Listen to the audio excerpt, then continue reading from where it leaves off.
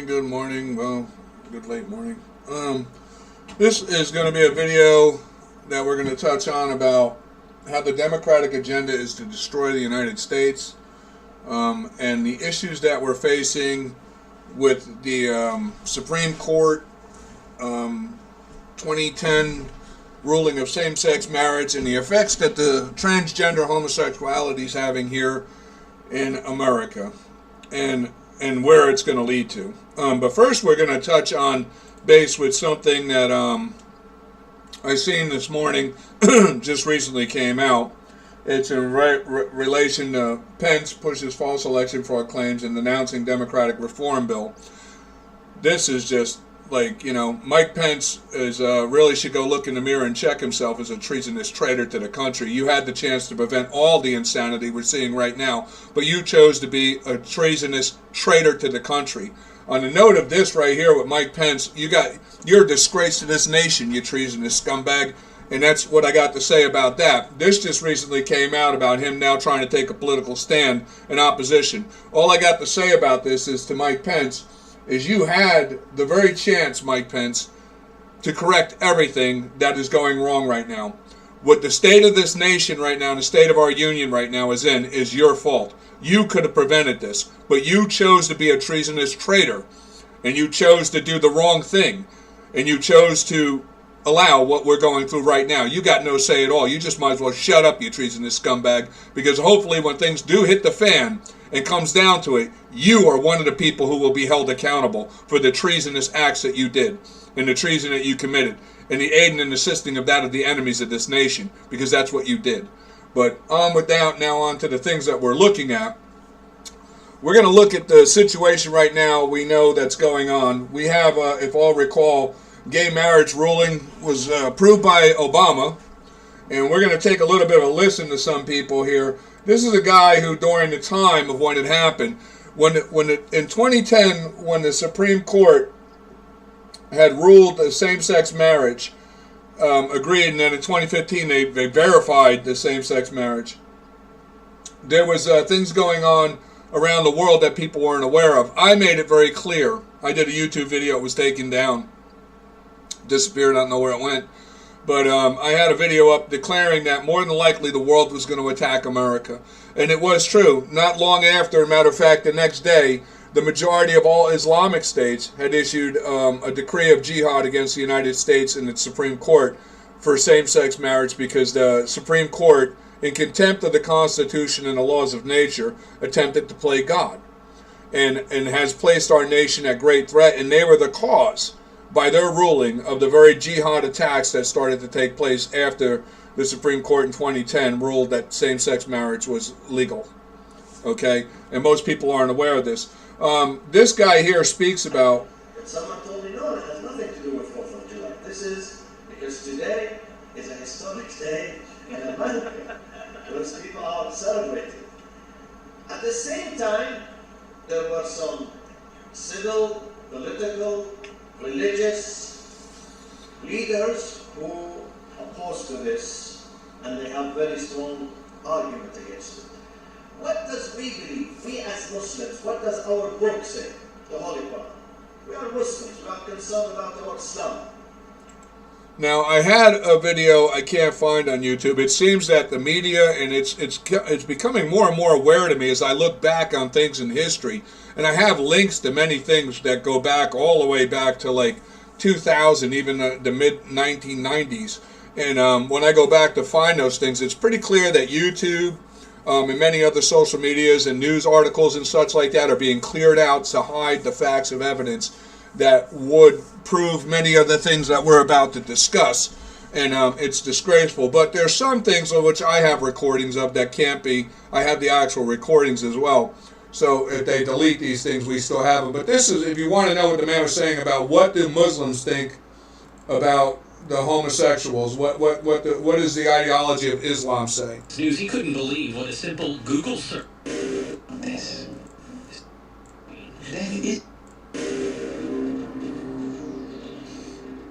That is the sentence. I mean, look. There's nothing to be embarrassed about this. And death is the sentence. Here's a story you won't see anywhere else. A Muslim scholar says killing homosexuals is the compassionate thing to do. And he's just hours away from speaking at an Islamic center right here in Central Florida. Channel 9's Field Sutton's been trying to find out why the group invited him to Stanford. Off camera, one of the people who is a member here told me that Sheikh Farouk Seskalishfar's speech last night on women's issues was well received and not particularly controversial, but we already know that many people in the Stanford area and around Central Florida are upset about what is coming tonight. Yeah, I'll ask him. Seminole County resident Alan Kornman told Eyewitness News he couldn't believe what a simple Google search turned up about the man speaking at this Islamic center tonight. It's appalling. In fact, it's inciting violence against gays, and I find that reprehensible. Dr. Farouk Seskalishfar lives in Iran, according to his online bio, and he's been condemning homosexuals since at least 2013. That is the sentence. I mean, look, there's nothing to be embarrassed about this. Death is the sentence. He admits the Islamic death sentence applies in limited circumstances and is not applicable under U.S. law. But he also says the only way gays and lesbians can be forgiven is to die. Well, we have to have that compassion for people. With homosexuals the same. Out of compassion, let's get rid of him now. So as you can pretty much, I guess, drift up now, they'll deny this, and even after this guy here, because you have Tiaka with Islam. Now I'm going to state this here. I'm just going to state this here because it seems everybody wants to make claims of their vindication and their expertise or what have you. I'm going to say this. I grew up in Newark, New Jersey, and in that time, homosexuality was rampant among the ghetto cities of Newark, Manhattan, Philadelphia, places I hung around. I seen it. Transgenders were a thing that was going on at that time as well. And we had many issues with pedophiles. And they all, of that same nature, they all conglomerate together. Now, a lot of people could say that not all gays are pedophiles. But the fact of the matter of my understanding and wisdom says that all pedophiles are gay. So when you give gay rights to gays, you give gay rights to pedophiles. And that's a fact that we have to understand. And right here in Florida, back a little over several years ago, there was an incident where they had a middle school, I believe it was, teacher who had molested several boys at the school. And he was released without bail and actually received only probation with the potential to be reinstated again because he had gay rights now protecting him, and they were both same-sex molestations. Even though they were minors and this guy was a teacher and he was molesting young boys at the school, he was protected under homosexual rights, and the court wound up RORing this guy on the arguments by his attorney that it was discrimination against him in same-sex relations. This is how insane things have gotten with this idiocy. My point, I'm going to say right now, I consider myself an expert on the subject. I'm going to say that. And anyone who wants to challenge me on it, including all the way up to the Supreme Court, I'm willing to take that challenge. Okay, I lived a life that was very exposed to and aware of it. I've seen it. I'm a victim myself of pedophilia from when I was younger. And I know my oldest brother helped me get through these things, and I understand the effects on what these things have on many of the children and that today of what we see right now and how it's preyed on by these perverts. And that's what they are, perverts. People who are backing this and supporting this are perverted, sick people who have a very serious issue that should not be allowed or condoned within society. And I don't care what anybody says. I'm going to speak my opinion on it. Now, when we move forward on these things here, we see the landmark Supreme Court case. I'm also going to state this too. There is on record for my reasoning and judgment, one time in debate with a judge in Hernando County, Florida, who questioned my ability of reasoning and judgment, ordered a mental evaluation on me because I challenged his ability of judgment. This evaluation would determine who held a higher ability of reasoning and judgment on a Spielberg test that was done. It's in a court file in Hernando County if they haven't buried that file. But I scored on the file. The judge who was questioning my ability of reasoning and judgment at the time, he scored average. I scored super superior. So I'm going to proclaim myself an expert in this, because that was back in the 90s, like 94. And since that time, I have gained way more wisdom and understanding of these things. I spent near 20 years of my life active as an anti-pedophilia person, as a civilian with a team who tried to do all possible within our lifetime to prevent pedophilia and capture people acting in this. Later in the years, we actually worked as well with the FBI and some local police in many different state areas in human trafficking. So I have wisdom. I have more than just knowledge. I have wisdom. And I know the effects on these things. Not only to mention, too, when I say I was a victim, understand this. As a child in Newark, in Manhattan, I shined shoes. Now, traveling around on the streets as a shoe shine kid, you had to be very careful of pedophiles. You had to know how to spot them. And I, as a kid, used to wonder, like, where did these people come from? Well, later in life, I would find out where these people came from. You could spot these people, and you knew who the perverts and the pedophiles were, and the gays, and what they were doing, and preying on that of the poverty areas in the ghettos of Newark, New Jersey, Manhattan, Brooklyn, Bronx, and what have you, back in the time of the 70s, when I'm speaking of. You knew because, me as a shoe shine kid, I knew the faces of everybody coming and going every day to work. I got to know all the people, and you seen a familiar face. You would spot the unfamiliar face of somebody who doesn't belong very easy, like a light bulb in a dark room. And I would remember those faces because I had to watch those people. I had to be careful because, you go walking around on your own, you get somewhere by an alley, these were the people who would grab you up. They would prey on that of poverty-stricken kids. They would also prey on heroin-addicted mothers and give them drug money to be able to molest their children. And I've witnessed these things as a child. I've seen it on and on and on, okay? Later in life, my mother, who always promised she was going to get us out of the city and bring us into a better environment of a better community, had moved us down to the shore area. And mind you, I didn't attend school when I was in the city outside of maybe occasional picture day. I didn't really actually officially start to attend school till I was near 13 years old. Not only was I not in school while in the city, but quickly I was expelled out of school when I reached down the shore area, and where my mother was claiming this to be a more better place for us to grow up and what have you. My mother moved down the shore area, and I was brought down that area because it was illegal for me not to be in school, and my sister had registered for school down there, and I was going to be forced to go to school. Well, the experience I had with my first experience led to me wind up being expelled from school, and I hardly ever attended school or had to attend school because of the reasons to why I was expelled from school. And the reason of that relates to my wisdom and experience as a child in the cities, in the ghettos.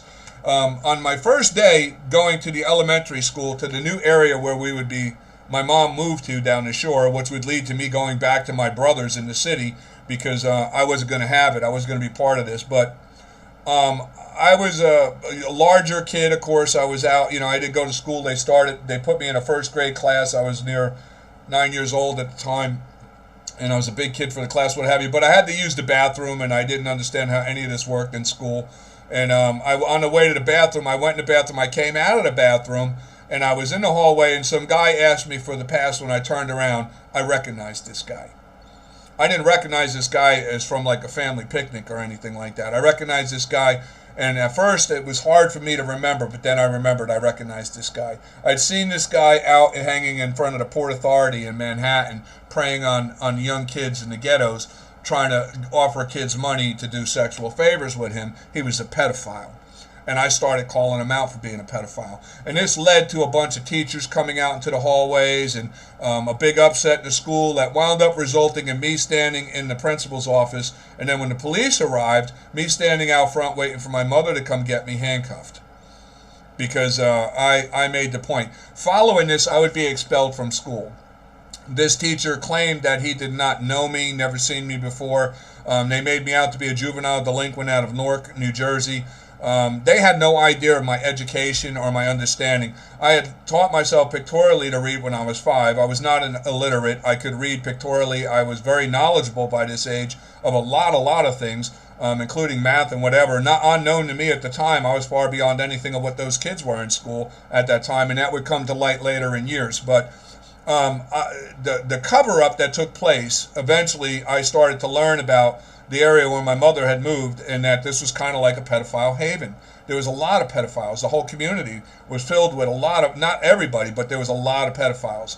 And this area became aware, and then not even to mention that within close association to our family of close friends in that area, came to be pedophiles and was molesting many of the kids in that area. And so I have wisdom on these things. The school system with that, this is my wisdom of my understanding of which I remember very clearly. They had made me out, like I said, to be a juvenile delinquent. They had recommended to my mother that I possibly be placed in Jamesburg. This was all in an attempt to cover up for this teacher who was a pedophile. We would go to a meeting. I was not attending school then for a while. Then there was an issue where I had to go to a meeting for reinstatement. They were going to put me in the Strathmore school, another district area, which I wound up being expelled out of every district in pretty much the whole area down in Monmouth County by the time I was 11, 12 years old, before I actually started going to a real school that I felt comfortable with. But that's later on. But at the meeting, while at this place, my mother and me sitting, these people spoke openly clear to my mother, thinking I had no understanding. They told my mother they believed I was juvenile delinquent, unrehabilitative, that I should be put in Jamesburg. This would be my only hope and chance. My brother had been in Jamesburg, or my oldest brother, and I wasn't going to Jamesburg, but that wasn't going to happen. But the other bad thing about it was, while there, they had the pedophile teacher, who at the time was a gym teacher at that elementary school, and the vice principal. I had met Mr. Walsh at that school, who was the principal. I had not yet met the vice principal, and then him sitting there, I recognized him. He was another pedophile I had seen. I had seen him up by Market Street in Newark doing the same thing. He was somebody I'd seen soliciting heroin addict mothers to be able to spend time with them in their home with their children. And I mean, you get to know these things as a kid. You know these things. When you're up and down the street all day long, you're shining shoes all over the place, you're talking to people, you see what goes on, you know what goes on. And money is an influential thing with these people. They're able to prey on the poverty-stricken ghettos. And they preyed on the heroin-addicted mothers and the drug-addicted mothers at that time who had children. And they would come down to the city area from their middle-class suburb areas, and this is what they would do. They would come to what people used to say, like they say about Vegas, it's Sin City. It's the place where, New York was a city that never slept. These things went on. These people wanted to put me away because I called him out that day. I called him out. Following that day there, my mom had told me that the principal at that school wanted me to come to school, and that day I remember her friend of hers, I drove with the kids, I went to school that day. They said the vice principal guy wasn't going to be there, and that was Mr. Walsh. He was the principal at that school, and that day he had taken me to his house, I believe in Homedale, where he had horses and he had a beautiful home, and him and his wife sat down with me and talked to me, and I told him the truth about both the teacher and this man and what I knew and how I knew it. After that, I no longer went to that school, and the issues with me with being expelled out of schools continued on, and periodically they would attempt to put me back in school, and periodically I would get thrown back right out of school because the issues would continue coming up, and these people wanted to do all they could to bury the issue. And I wasn't going to let it go. I was not going to, some of the turns where they would have me meet with a counselor, they wanted me to admit that I lied, that I made this story up, that I didn't know, and I wouldn't do it. I just wasn't going to do it. It wasn't going to happen. But this is what they wanted me to do, and I wouldn't do it. Well, anyway, back to the point. So I'm just saying, I have more than college knowledge. I have actual real world wisdom. With that said, I also, like I say, I'm going to say, just so understanding, because this is going to be a long video, I had later in years after leaving New Jersey and coming to Florida, I was an active diver, and I knew people and I met people, and I had hooked up with two other guys who had a view on this thing with pedophiles just like me. One sister was very badly molested and wound up in a mental hospital, never recovered from it. So there was a thing where we became like a team, and we worked toward trapping and capturing pedophiles and turning them over and helping the authorities capture them and what have you. We did that as a team for, close to 14 years, 15 years. And up until we had an incident where we started getting involved in, as an approach to 2000 in relation to, we were approached by somebody out off of Texas and Arizona if we would assist them in some things involving with human trafficking. With technology now, and the cell phones with pictures and things like that, and things that the networks of these people being able to do what they do started to get advanced as well. People were able to now, with cell phones and what have you, communicate from anywhere. They could be anywhere and communicate. So they would spot children at rest areas and such like that, and then they would grab up these children, and they had networks they could communicate right there, and they could do auctions. And these people wanted to find out, help out with. Well, anyway, just to make a long story short, we wound up going on our own time, our own dime, and we did this. We were out in Arizona, Texas, Alabama, you name it. We anytime we had free time, we were out trying to figure it out and help these guys. Finally, we caught up with a guy, and this guy led to another guy, and another guy. Make a long story short, wound up putting us out in Arizona in the desert. And where we were, we realized that there was an actual child brothel pedophilia house out there. And, long story short, that all got exposed and taken down. This led to that of a state attorney right here in my state in Florida being indicted down in Miami, who was working with Child Protective Services and working on placing kids of adopted children in pedophile networks, which he blew the whistle on, which led to a worldwide investigation all over the world of this long trend of pedophilia and a pedophile network around the world taking place with adoptees and children's working with U.S. Child Protective Services across our country, which the people never hear about these things, but it was a fact. These things took place in 2005 and 2006, was where me and the guys, we split apart. We haven't been together. I haven't seen either one of them in now well over 10 years, over a decade. We just went our own ways because of what happened and how things broke down when we realized that the very authorities of the FBI, some state police, many sheriffs across the states, people involved, judges, state attorneys, congressmen, things that we found out from this network exposure, we realized that the people who we were working with that we believed were the authorities that were going to do the right thing actually were just leading us away. They didn't expect us to be able to uncover the things that we uncovered the way we did. And they weren't expecting that. And when we did, we realized that they were a part of it, and they did everything they could afterward to just erase us and sweep it all under the carpet. And we realized that we couldn't trust anybody. So things just went the way they went. But I'm speaking from wisdom, not knowledge. I'm speaking from wisdom, okay, on these things. Now, on to what I want to say. We have this guy here leading our country now. And as we know from this guy here, he's appointed, which we're going to go on. But I just want to play this one part here with him. This is incredible what we have going on here with him. This guy is incognito. He's to me, I think he's got Alzheimer's or something. But he's always been a treasonous traitor to his country. He's a Democrat. Garcia, Vizzi Pinelli. Excuse me. Pinell. And what am I doing here? I'm going to lose track here. And this guy doesn't have a clue what he's doing. It's just disgraceful what's been going on. He's ordering airstrikes. He's got issues going on right now. We know with Iran, Israel, war possible potential. Maybe it's what we need. I don't know, because the world right now needs to cry out for liberation. But he appointed the first transgender nominee here, this to the Minister of Health right here, right? The Senate Health Committee for about 2.5 hours, alongside Sergeant General nominee right here.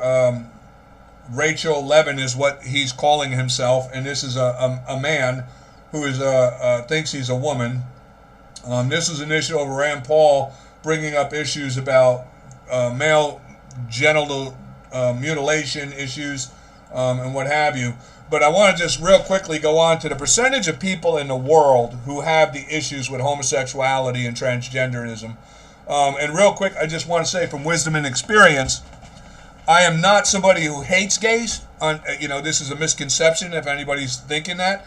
I've known people who are gay, and I've had lesbians and gay couples, men, tell me why they're gay. And, and just my own curiosity of knowing them. One of them I knew for a long time was a guy who dove on a boat that I frequently dove on. And I was surprised to find out he was gay, because you would have never known it. You just would have never known it. And that's what I'm saying. Those who are that way, that have, to me, what I consider issues, I just have no say. You know, there's nothing I can say. That's their thing, and it works for them, and you know, that's all well and fine. But the thing of it is people who have a legitimate issue, like I know of a lesbian couple, like I say, from Wisdom, when they told me their story about the abuse and how it led to them being how they are now. They were once heterosexual, and now they do what they do. No one knows it, though. They keep it to their personal self and their personal life. They conduct themselves in a way where it's not out and open to anybody unless you become close friends with them. You wouldn't even know it. And like I say, when I heard about the abuse and the things and the causes to it, I have no place to question or judge them. And the thing of it is, and why I respect them, is they're not out trying to jam this down people's throats. They're not out looking for rights. They understand that it's not normal. They're not insane or have mental issues like the majority of the other people who want to force people to accept this as normal. These people that I'm speaking of, that I know I can't judge because I know their situation and I know why they're the way they are, and it works for them. And I couldn't do it, but you know, it works for them. And in their circumstance, the why they're the way they are, I can't judge in relation to the abuse and the situation that led to them. But the one thing I can say is that I'm confident that anyone in that situation has a link to that of some form of abuse or some form of denial of themselves for a reason of something they've done or been involved in. It is not a normal situation. In studying many past events of psychology in this matter as well, it has been long well established for the majority of the 244 years of our nation's history that homosexuality and transgenderism is a mental disorder. Okay, only recently do we start seeing these things get set aside, which is amazing because when we look here, we realize 3.8% of the world's population is who we're talking about.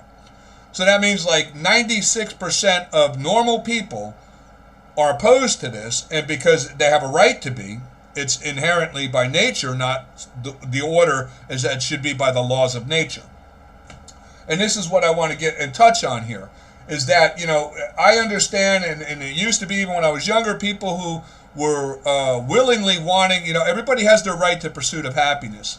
And understanding of my reasoning and judgment, I understand that everybody has an equal right. There's no reason we should not allow in this country gay rights, minority rights, everybody has the same rights under the Constitution. There is no reason, when we start adding on selective rights or dividing people by classes or orientations or what have you, we are dividing ourselves as a nation. We're no longer one people of all equal. Now, if you're gay, you're straight, whatever, has no claim of bearing on your rights, self-evident. Everybody has the same self-evident rights. The problem is understanding the limits of those rights. And that's what I want to touch on, the founding of our nation and the limits of those rights, and the responsibility of the courts, of which the Supreme Court failed greatly in 2010. They're in contempt of the Constitution. They're in contempt of the court themselves. They're an embarrassment to this nation, and pretty much an embarrassment and a disgrace to the world for what they did in 2010 in playing God. And I'm going to explain to you why. You see, a right is self-evident, and America was founded on the self-evident rights that we all equally have. Okay, there is no need for special rights because we all have the same rights. But the question would be, when does a right become a crime? Well, I used this example in previous videos before. If you say, for instance, the right of freedom of speech, right? I'm speaking now, and then somebody comes along and they're speaking, they don't like what I'm saying, and they want to shut me up. Okay, but I say to them, look, let's have this open debate now. We're going to talk about reality here. And I start talking about reality. They're not liking it because it doesn't fit their agenda. And then all of a sudden I'm talking, and they shut me up. They force me. Now, I can't speak, but they can. That's when you're exercising the right to freedom of speech to the point that it becomes criminal, which we see many social media is doing right now, which Facebook keeps shutting me down for things on it. YouTube so far has been open to it on the disclaimer I put before every video. When one does shut me down, YouTube shut me down, I am considering legally suing right now Facebook because they are impeding criminally upon my right. They are over my mouth that is impeding on my right, taking my right away from me while allowing others to exercise their right in opposition to my views and my opinions, which in my book is a criminal act. So, and being the government is right now complicit in this criminal act because our government, for the majority as well in this nation, is criminal. because they're behind all this. They're backing all this. And it's mostly the Democrats, because the Democrats have been, if you're following my history videos, you're going to come to learn and recognize the Democrats have always been the enemies within. They have never been a part of Americanism. They have never backed and supported that of the Constitution or the American ideology of our vision of one people of all equal. The Democrats were founded out of the British Tories, who are racist, elitist, self-proclaimed elitist scumbags, who were fighting with the Patriot Americans during the Revolutionary War. The Tories were the ones who founded the Democratic Party in 1828, and then in 1861 it was the now Tory Democrats who formed and organized the Confederate slave states, caused them to secede from the Union, and caused the Civil War of 1861, fighting to keep slave owners' rights protected and to expand slavery across the country in their attempt to overthrow the constitutional Republic of the Free United States of America in 1861. After that point, the Democrats never let up on their goal for what they wanted to do from the very beginning, and that was destroy this country and the government. After the Civil War, in brief, a quick run, they developed the Ku Klux Klan. They enacted the Jim Crow laws, the separate but equal laws. These things led all the way up until the 1960s, and they still are the very same agenda they have today. This is known because, like I say, in 1915, they backed Margaret Sanger with Planned Parenthood. It was in 1869 that they established the Knights Labor Union through the Ku Klux Klan, as the labor unions were developed by the Democrats. For oppressing that of the business owners and the business Republicans. The terrorism they have waged on this nation, which is another video we're going to get into, but up to this point, and they're behind all this. And we know right now that the Democrats have as well been complicit in aiding and assisting known and long-established enemies of the United States in being able to come into our country and take up political positions. I have another video that's near 4 hours long that explains all the evidence of fact to this, that on the first night of release of that video, it had over 1,000 views. So you might want to consider that. And this one here is going to be a long one too, because we got to discuss these things. The state of our union right now is disgraceful. Our government has lost sight of its true intent. Our government is not an authoritarian dictatorial government that tells us, the American people, what to do. Our government was established as a non-authoritarian government that is there to do the service that is dedicated to it by the people. And managing the budget for the military, managing the budget for federal roads and highways, build our railroads, build our schools, bring it down to a local state, assist with that of building fire departments, police departments, hospitals, what have you. They're not there to dictate what social issues of what we're seeing. The laws of nature, and nature's God, already established the very things that right now our government and our Supreme Court and the majority of courts across our nation are attempting to play God with. And they don't have jurisdiction on that, because these kind of rulings and these kind of things, like with gay marriage and gay rights and all, we have never consented to any jurisdiction to them to overrule the laws of nature. And in this country, the laws of nature are what dictate. This is something I'll include links to. You can see, like I say, between 2 to 3% of men and 2% of women are within the LGBT community, they call it now. They have an LGBT community, right? Another divisive minority group, right? This is just what America needs. And these issues now with the Democrats are being pushed through through the Supreme Court, like you see with the okaying of gay marriage, and now to other things where now they're separating different rights now, dedicating to these people separate rules and rights outside of that of the average American people. And just for the record, too, anyone who's thinking of raising an issue with me, I identify as a lesbian. So, just so you know. So, if anybody wants to raise, I'll sue you for discrimination. I identify as a lesbian. So, don't get stupid. I can go there, too. You know what I'm saying?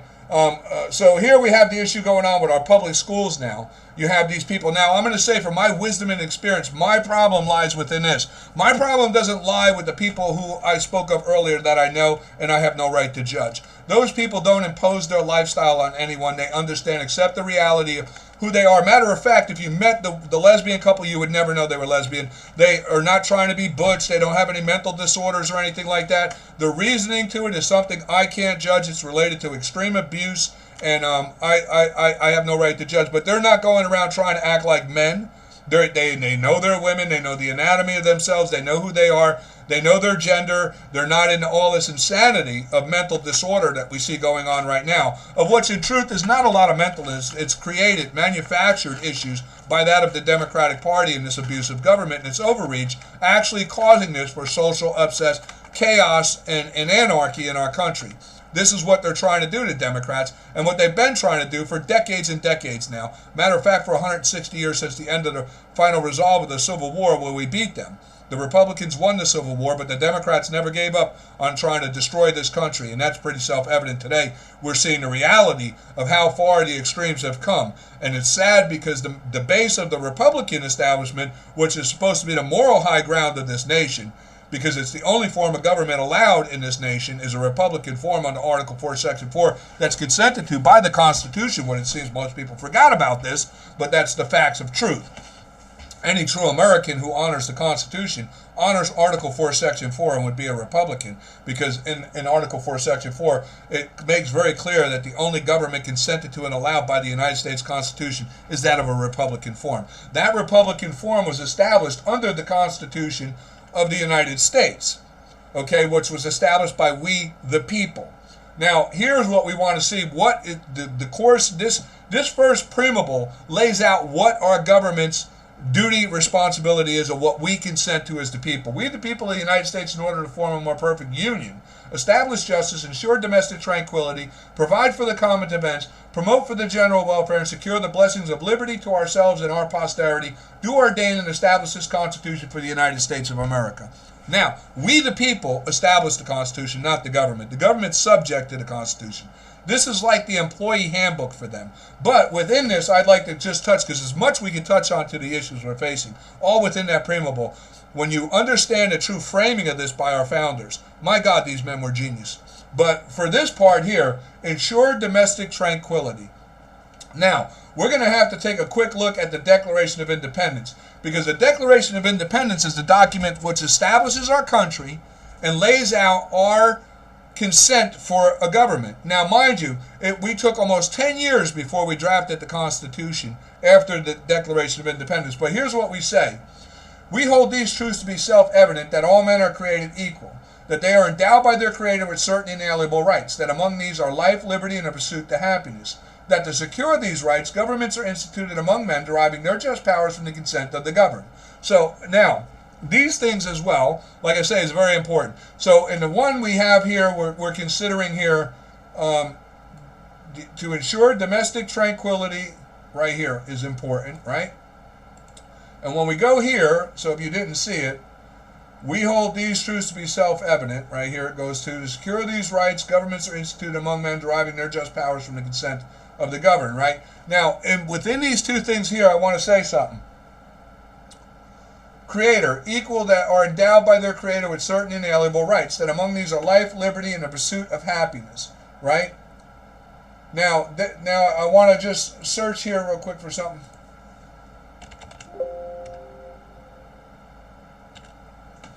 Right here, this is another, we were below this, so I've got to read the top part here. I jumped the gun a little bit, so we're going to go back to the top part here for this part. Okay, right here, I'm going to have to read it. So the anonymous declaration of the 13th United States, when in the course of human events it becomes necessary for one people to dissolve the political bands which have connected them with another, and to assume among the powers of the earth the separate and equal stations to which the laws of nature and nature's God entitle them. Now, this is another very important part. You see, the laws of nature and nature's God. Now, these are the points we want to touch on. We have in the Constitution, ensured domestic tranquility. The declaration of which consents to the Constitution is built upon the laws of nature and nature's God. And that we hold these truths to be self-evident, that all men are created equal. We're back here. And are endowed by their Creator with certain inalienable rights, that among these are life, liberty, and the pursuit of happiness, that to secure these rights, governments are instituted among men, deriving their just powers from the consent of the governed. Okay, so now with that point there, what I'm saying is we understand now that the legal system and the law system of our nation would be unlike that of any other nation in the world. in America, the laws would be governed by that of common reasonable sense of any reasonable sane person's ability to decipher what is naturally, inalienably right by the laws of nature and nature's God. These would be our inalienable rights that would be self-evident as declared by nature in the laws of nature that we can't deny. Okay? So, when we're looking at this, ensure domestic tranquility. The government must ensure domestic tranquility by adhering to the natural order. You see, right now what we have going on with this transgender homosexuality, they want to force everyone right now to accept that a transgender, like you take for instance this person here, we're going to use for the example the one that Joe Biden picked for the health administrator, right here. Now this guy is claiming to be a woman, but is really a man. Now, see, this is now, here's what I want to talk. Now, psychology-wise, I consider myself an expert. Why? Well, I'm 55 years old. I've had a lot of life wisdom and experience in dealing with these things. As an advocate against pedophilia for near 15 years, active in the real world doing these things. And I grew up my whole life around people who suffered from many of these mental illnesses. And I understand and can relate to the impactiveness of what events took place in life that caused them to do these things. And even later in life, I would have vindication to those things by an actual experience with somebody who I witnessed actually go through the same thing as like Bruce Jenner.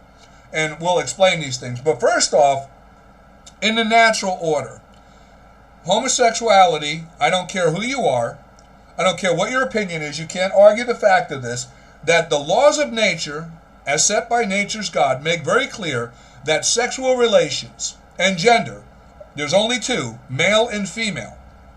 There is no, now, why is it called male and female? This, actually I didn't bring anything up, but we're going to bring it up. I'm going to use something very, very easy to make this understandable. Okay, we're going to look at nuts and bolts. Okay, this is going to be our example. We know with nuts and bolts, right? You have the bolt, which is the male, and the nut, which is the female, because the female receives the male. You see that? You understand that? You understand that, right? So understand, what all this idiocy going on about, genders and different genders, no, there's no, what you need to understand is the definition of male and female and the adjective of what its actions are, okay? To understand there's only two. There's the female and the male. And what they are is they are, I believe it's proper, is an adjective of action, right? The nut is the female. The bolt is the male. The male goes into the female. You see, this has an action. The same like a plug and a socket in a wall. Like a plug to something, a wire plug, right? This is a plug. Here we're going to give an example with a phone. Here, you see, the phone is the female. You see that? Because look, right here, it has the little hole where the male, see this male? The plug is the male. The phone here is the female because it has the hole.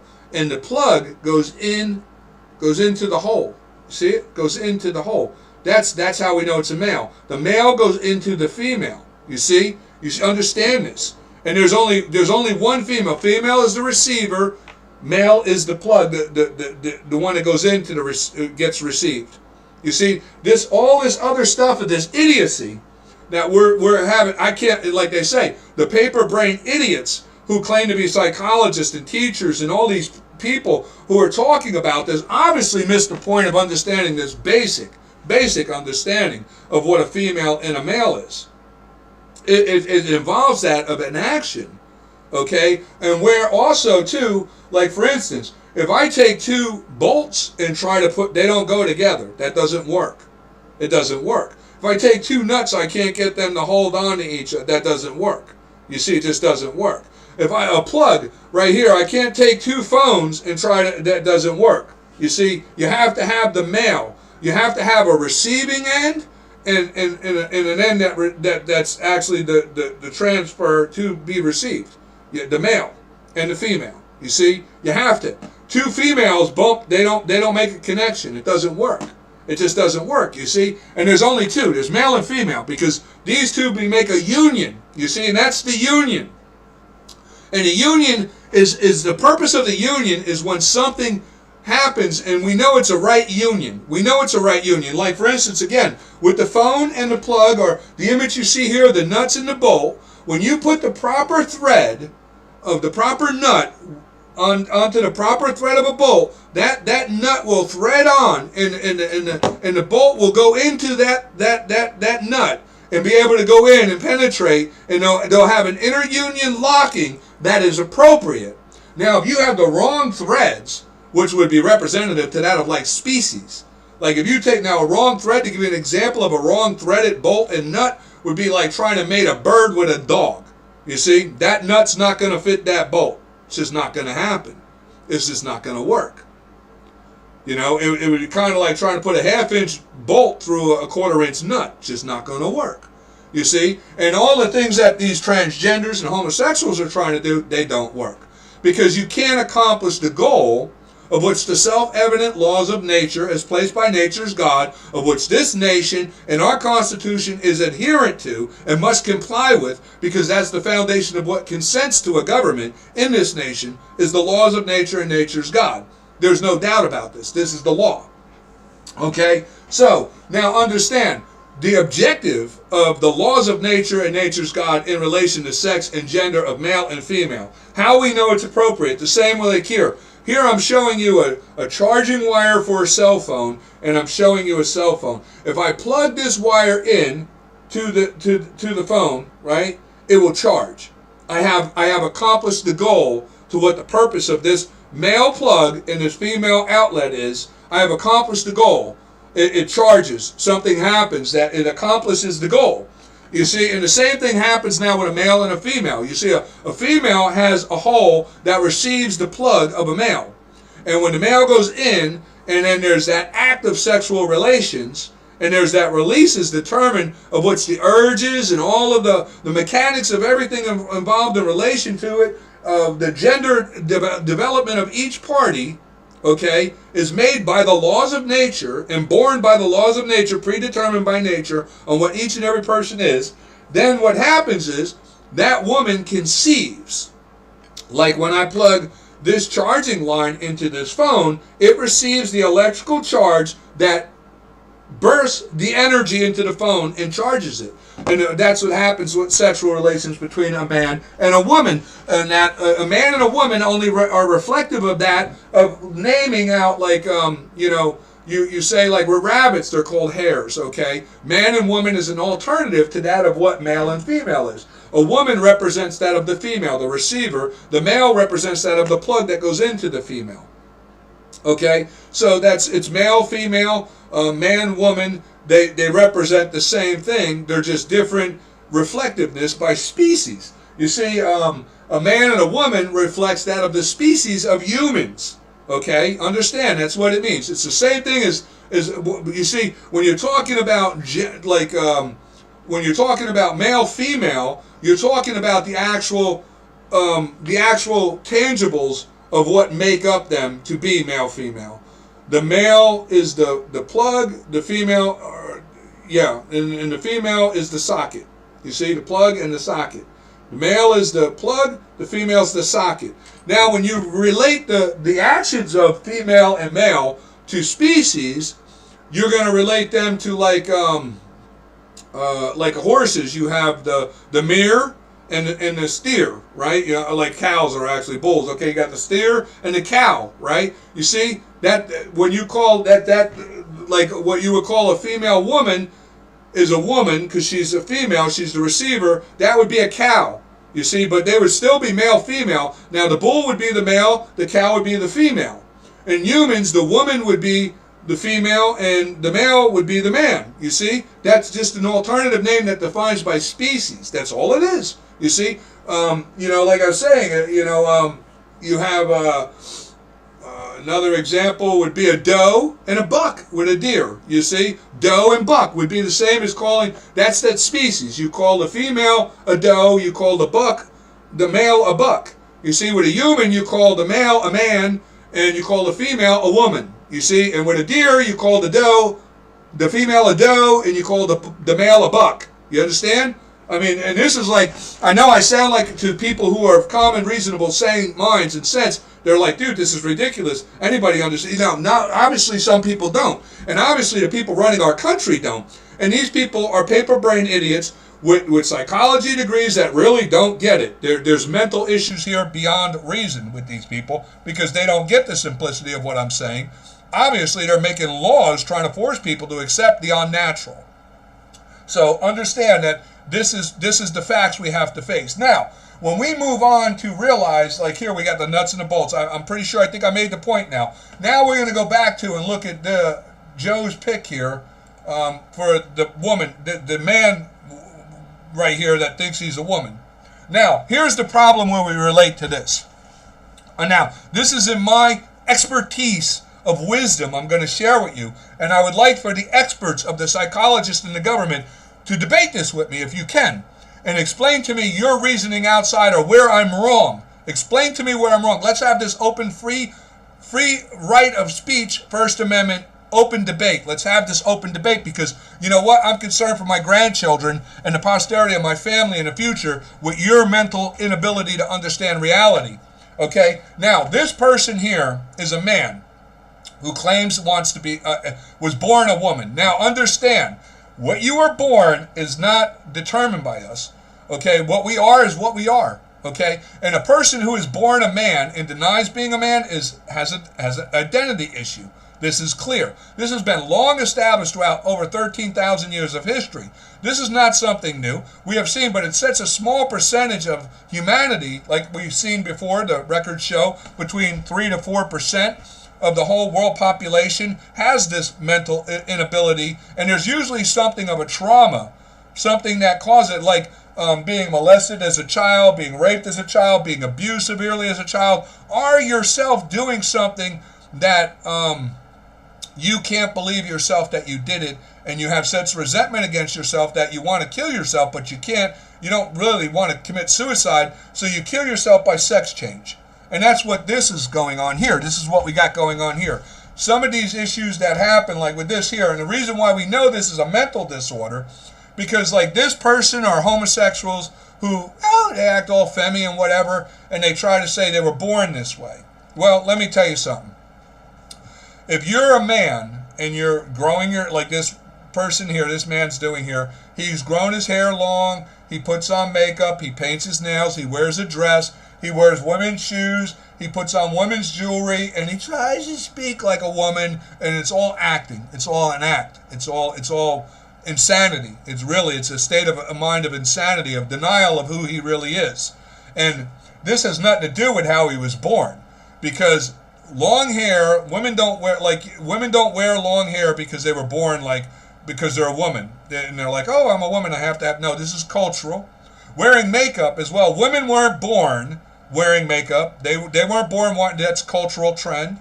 Wearing women's dresses and the style of shoes and what have you, these are all cultural trends. No woman's born wanting to do this. This is just a cultural trend they're following that adheres to that of the female, of women, of the human species. You see, it has not. They weren't born though wanting to have it, because like you take for instance in Ireland, right? Women wear long pants and men wear kilts. You see, but that they're not gay. They're not, and the men over in Ireland aren't like, well, I'm wearing this kilt because I feel like I'm a woman. It's not that. These are cultural trends. You understand? Long hair. There's men in Ireland, and then back in the 70s and the 60s, you had the hippie era here. Men grew their hair long. It had nothing to do with being a female. It was a cultural trend. So this person is just trying to appear in a costume as though to lead people to say I'm a woman, when in truth it's a man. And what defines a man and a woman in natural order of law is conception.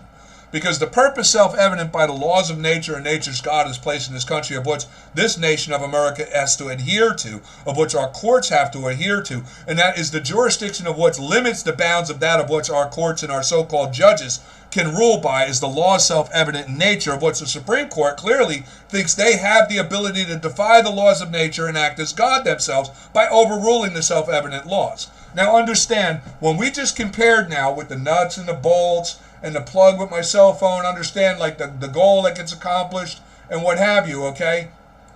We know What is the goal of sexual relations between a man and a woman of male and female species of the human race? What is it? It is propagation. You see, this is built in by the laws of nature, and nature's God had made male and female so that when the plug of a male, goes into the socket of the female, and they engage in sexual relations, they conceive and bear a child, and it propagates and keeps the human race living on. Now, so as you can see, that's the proper act by the laws of nature, which no one can dispute. You see, this is a fact. It accomplishes the goal. If a male and a male engage in sexual acts, it fails to accomplish the goal. It's not appropriate. It's out of a perverse nature. It's out of queer nature, queer in nature. That's why, they don't call it queer to be offensive or perverse to be offensive. It actually is. It's queer in nature to act outside of accomplishing the goal. And it's perverted in the sense of that I know as a kid, and even today with most of these kids doing it, of what we see. This goes back to ancient Greece, okay, with these things. We've seen it throughout humanity where these things have happened, of what we see happening and taking place right here in America today, with that of perverse people who refuse to comply with that of the self-evident laws of nature as placed by nature's God. Now, and they target and they practice and they prey on that of the juvenile mindset of young children. Now, we're all born with the instinctive desire of sexual relations. It's inherent in us, okay? As young, immature children, we can't understand it. We don't understand this. I know as a child, very young in the city, and witnessing pedophiles molesting other children and what have you, seeing it live in the real world, and I had no idea what was going on. I couldn't comprehend it. I was too young. I couldn't comprehend it. And but the urges, I know, with the kids were evident, especially when they hit around puberty. I remember many of the boys in the city, when they hit puberty, before you would have the pedophiles preying on the boys. And, preying on the boys or the lesbian ones coming into the city, preying on the girls, which many people don't realize. Lesbian pedophiles are just as rampant as male pedophiles. It's just they're a lot less reported by girls. But if you look up female pedophile teachers, you'll get an idea of just how rampant it is. Because across our nation, we have far an equal near amount of lesbian pedophile teachers that are female as we do male pedophile teachers. So, and that'll give you an idea. When you look up the list of female pedophile teachers molesting our children, you realize, oh my God, there's quite a bit. But like I said too, you'll find that both pedophile teachers, male and female, are gay. They molest male and female. They don't care. A lesbian or a gay a pedophile female will molest both boy and girl. Many of the lesbian or pedophile teachers are heterosexual wise. They go after young boys, but they will engage as well with girls. So like I said before, you can say not every gay person is a pedophile, but it is almost of a certainty that 99.9% of all pedophiles are gay. So when you give rights to that of gay people, you're giving rights to pedophiles, because like I just said, you can say that not all gay people, and I'll agree with you, not all gay people are pedophiles, but all pedophiles are gay. So understand what I'm saying. Now, as I was saying with this person here, this is not a woman. This does not make her a woman, or him a woman, by having long hair, by putting on makeup, by wearing a woman's dress, by putting on women's shoes, by wearing women's jewelry, by painting. That does not make you a woman. What makes a person a woman, a female, of the human race, is the ability to give birth. The ability to conceive and give birth to a child from a male. That's what makes you a woman. That's what makes you a female. Only a female can receive a male and conceive a child and give birth. A male can't do that. A male can only inseminate a female so that she becomes pregnant and conceives a child. That's all he can do. That's his job. He can inseminate.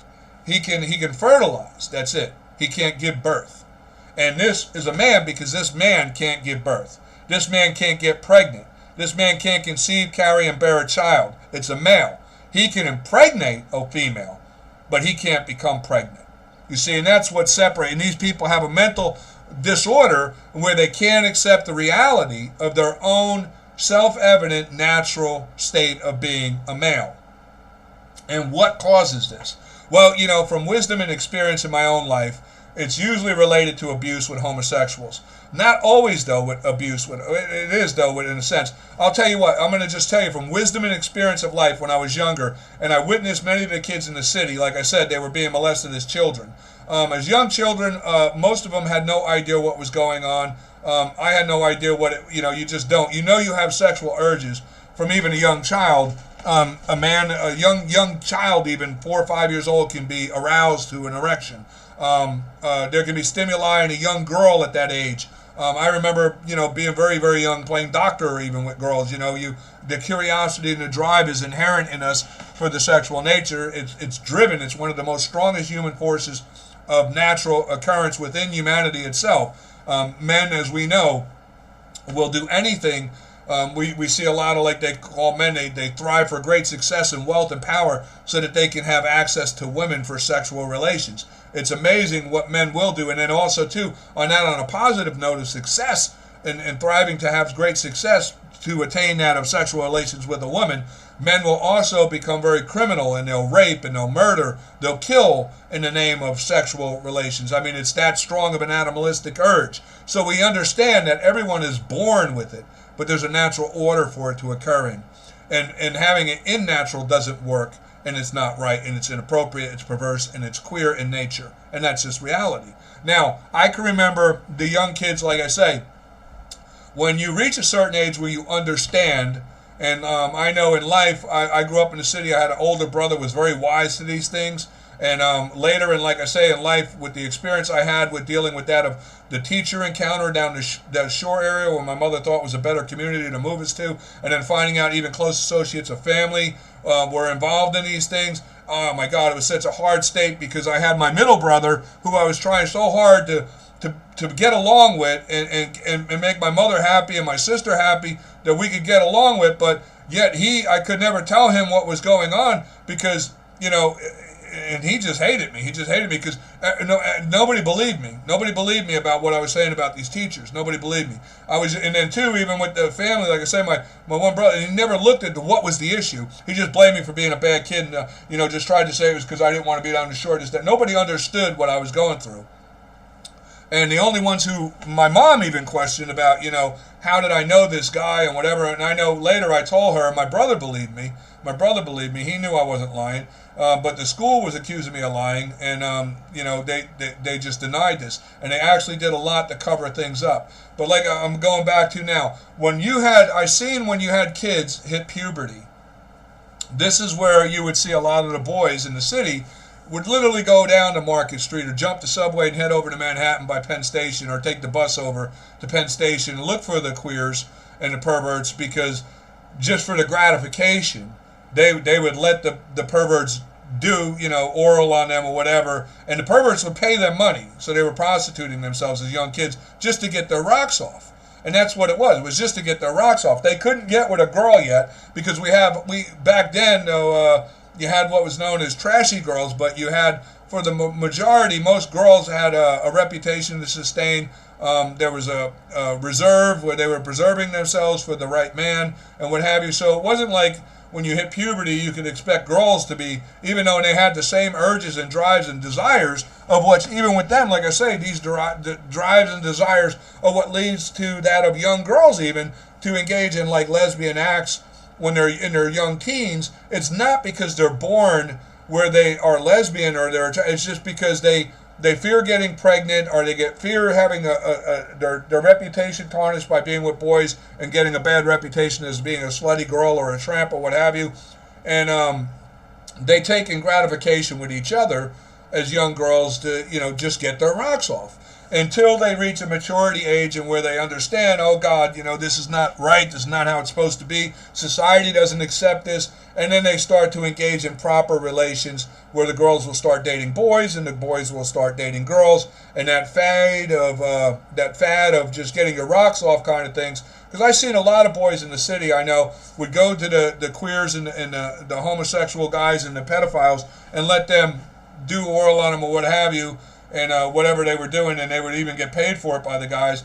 But then as time would progress, they would mature, and a girl would become interested, and then right away they stop that because they get it right, and they start going with a girl.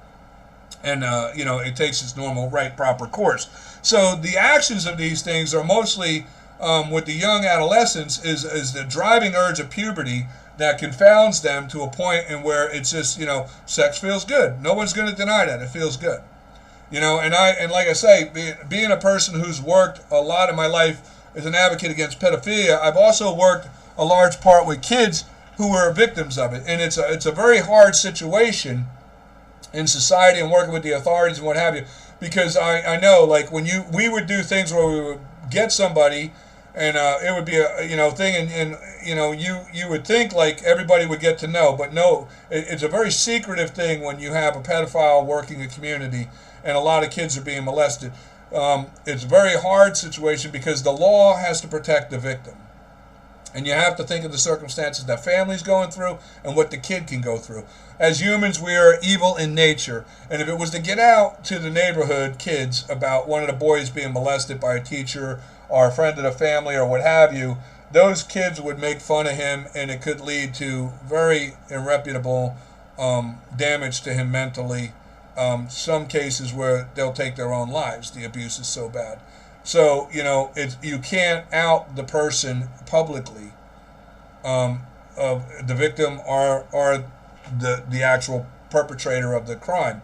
Because, two, the perpetrator of the crime will threaten to, as well, expose the family and this, that, and everything. They actually have leverage in negotiating terms of how they're going to be prosecuted and what have you, because there's leverage given them to protect the family and the victim. It's disgraceful. It's totally disgraceful what goes on and how these perverted pedophiles get away with it, and how they can use the system of protecting the victim himself as their own method of being able to make more favorable their own terms. But this is what goes on. You don't hear about it. You're not going to see pictures of this guy in the paper. You're not going to see, because then people are going to know who he is, and then he's going to talk about who it was, and next thing you know, that victim and their family are exposed to society, and then you have kids picking on the child. You have other people questioning the parenting of the parents as if it's their fault that they let this happen, and what have you, and none of that holds true in any of it. It's just a disgraceful evil in this world that the world needs to be rid of, and we should not be making laws that condone this. We should not be enacting laws and protections of these people and doing this. We should be making laws that hold people extremely accountable. Now look, you want to be a man and you want to do this and you go out. We have a right in the public, as we see here, ensure domestic tranquility. Any man who dresses up like this is going to breach the tranquility of the public, because nobody now, and this person might want to claim they're born this way. And that's, like I say, I'm sorry, that's a lie. Because no woman is born wanting to have long hair. No woman's born wanting to wear makeup. No woman's born wanting to paint her nails, wear high-heeled shoes, or put a dress on. These are cultural trends.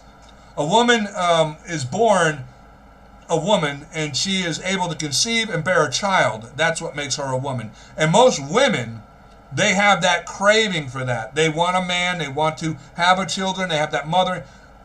Transsexuals, they don't have that. And I've spoken with hundreds that I know of, and one question I was asking was, how many times did you want to have a baby? And they all say, well, I never want to have a baby.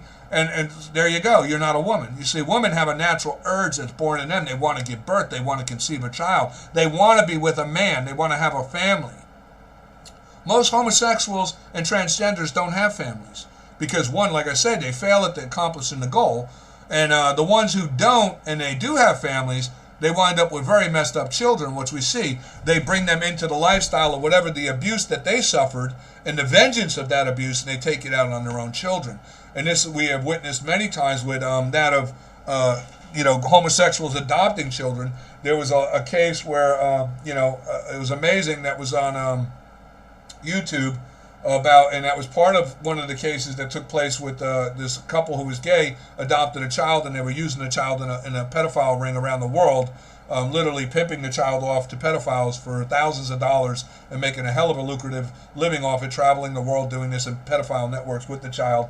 And the abuse this poor child endured is just inhumane to me. I think both of them should have got the death penalty, but because of gay rights now, they're they're going to probably get early release and be able to get out and do this again to other children. Sickening what we're allowing in this world. But this person here may not be a pedophile. I don't know on that basis. But I can tell you one thing, they have a mental identity crisis. And it's nothing to do with man or female. It's something to do with themselves. This person more than likely has either experienced some form of abuse. Now, in my understanding of many years working with children who were victim of pedophiles, and my wisdom of understanding it and my life working with it, and just my self-reasoning of common sense as a man now who's been in the world 55 years. I'm a human being. I don't need a paper wizard brain to tell me what it is to be human and to understand. I can relate my own feelings and that of thousands of experiences I've had with other people and talking about their experiences with these things. I can relate to them to the reality of what I know, and I don't need a paper brain from a college to tell me what I know. If anyone wants to question my common sense reasoning in these things of your paper brain, I'm willing to sit down and have that conversation with you. So we're going to look at this matter here and understand this. I have seen this happen in several ways. I'm going to first touch on why a person does this in Bruce Jenner's situation, or a person who I knew. I had a guy, I'm going to give an example of one person.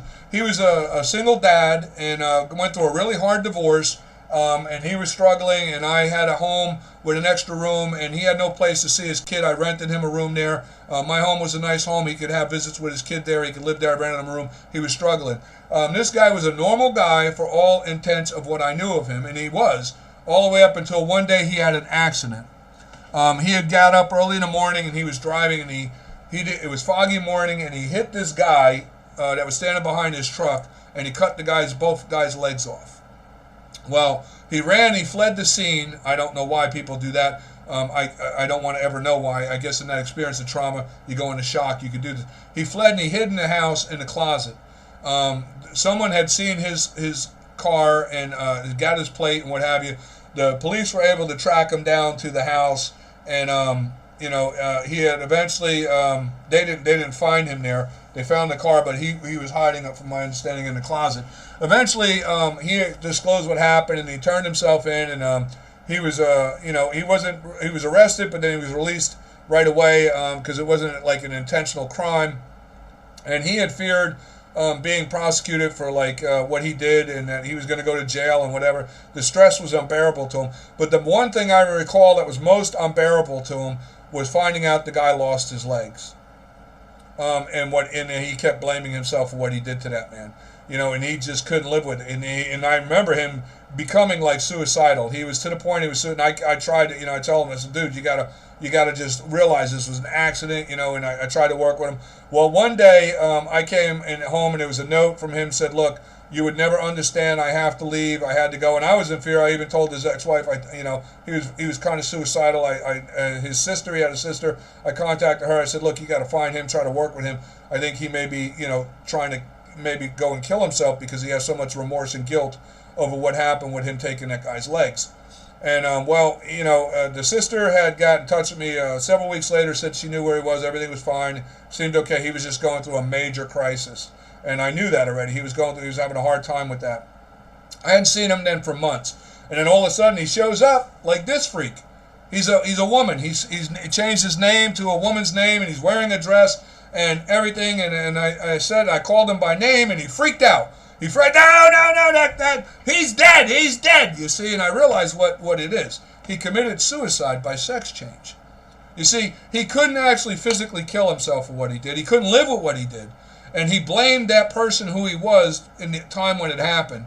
And what he did was he killed that person and became this new person, and doesn't want nothing to do with that person. Now, that person don't want to be called that person, and that's what it is. It's suicide by sex change.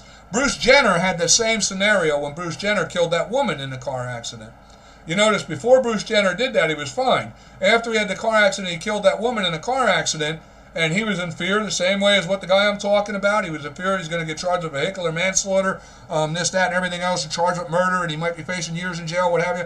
And he couldn't live with the fact that, and I assume he did like the fella I'm talking about. He had some measure of guilt on himself, or he blamed himself, and we don't know. I remember with the fella I'm talking to after talking, I said to him, is there something you feel that you did that made you responsible for this? And with him, he said no.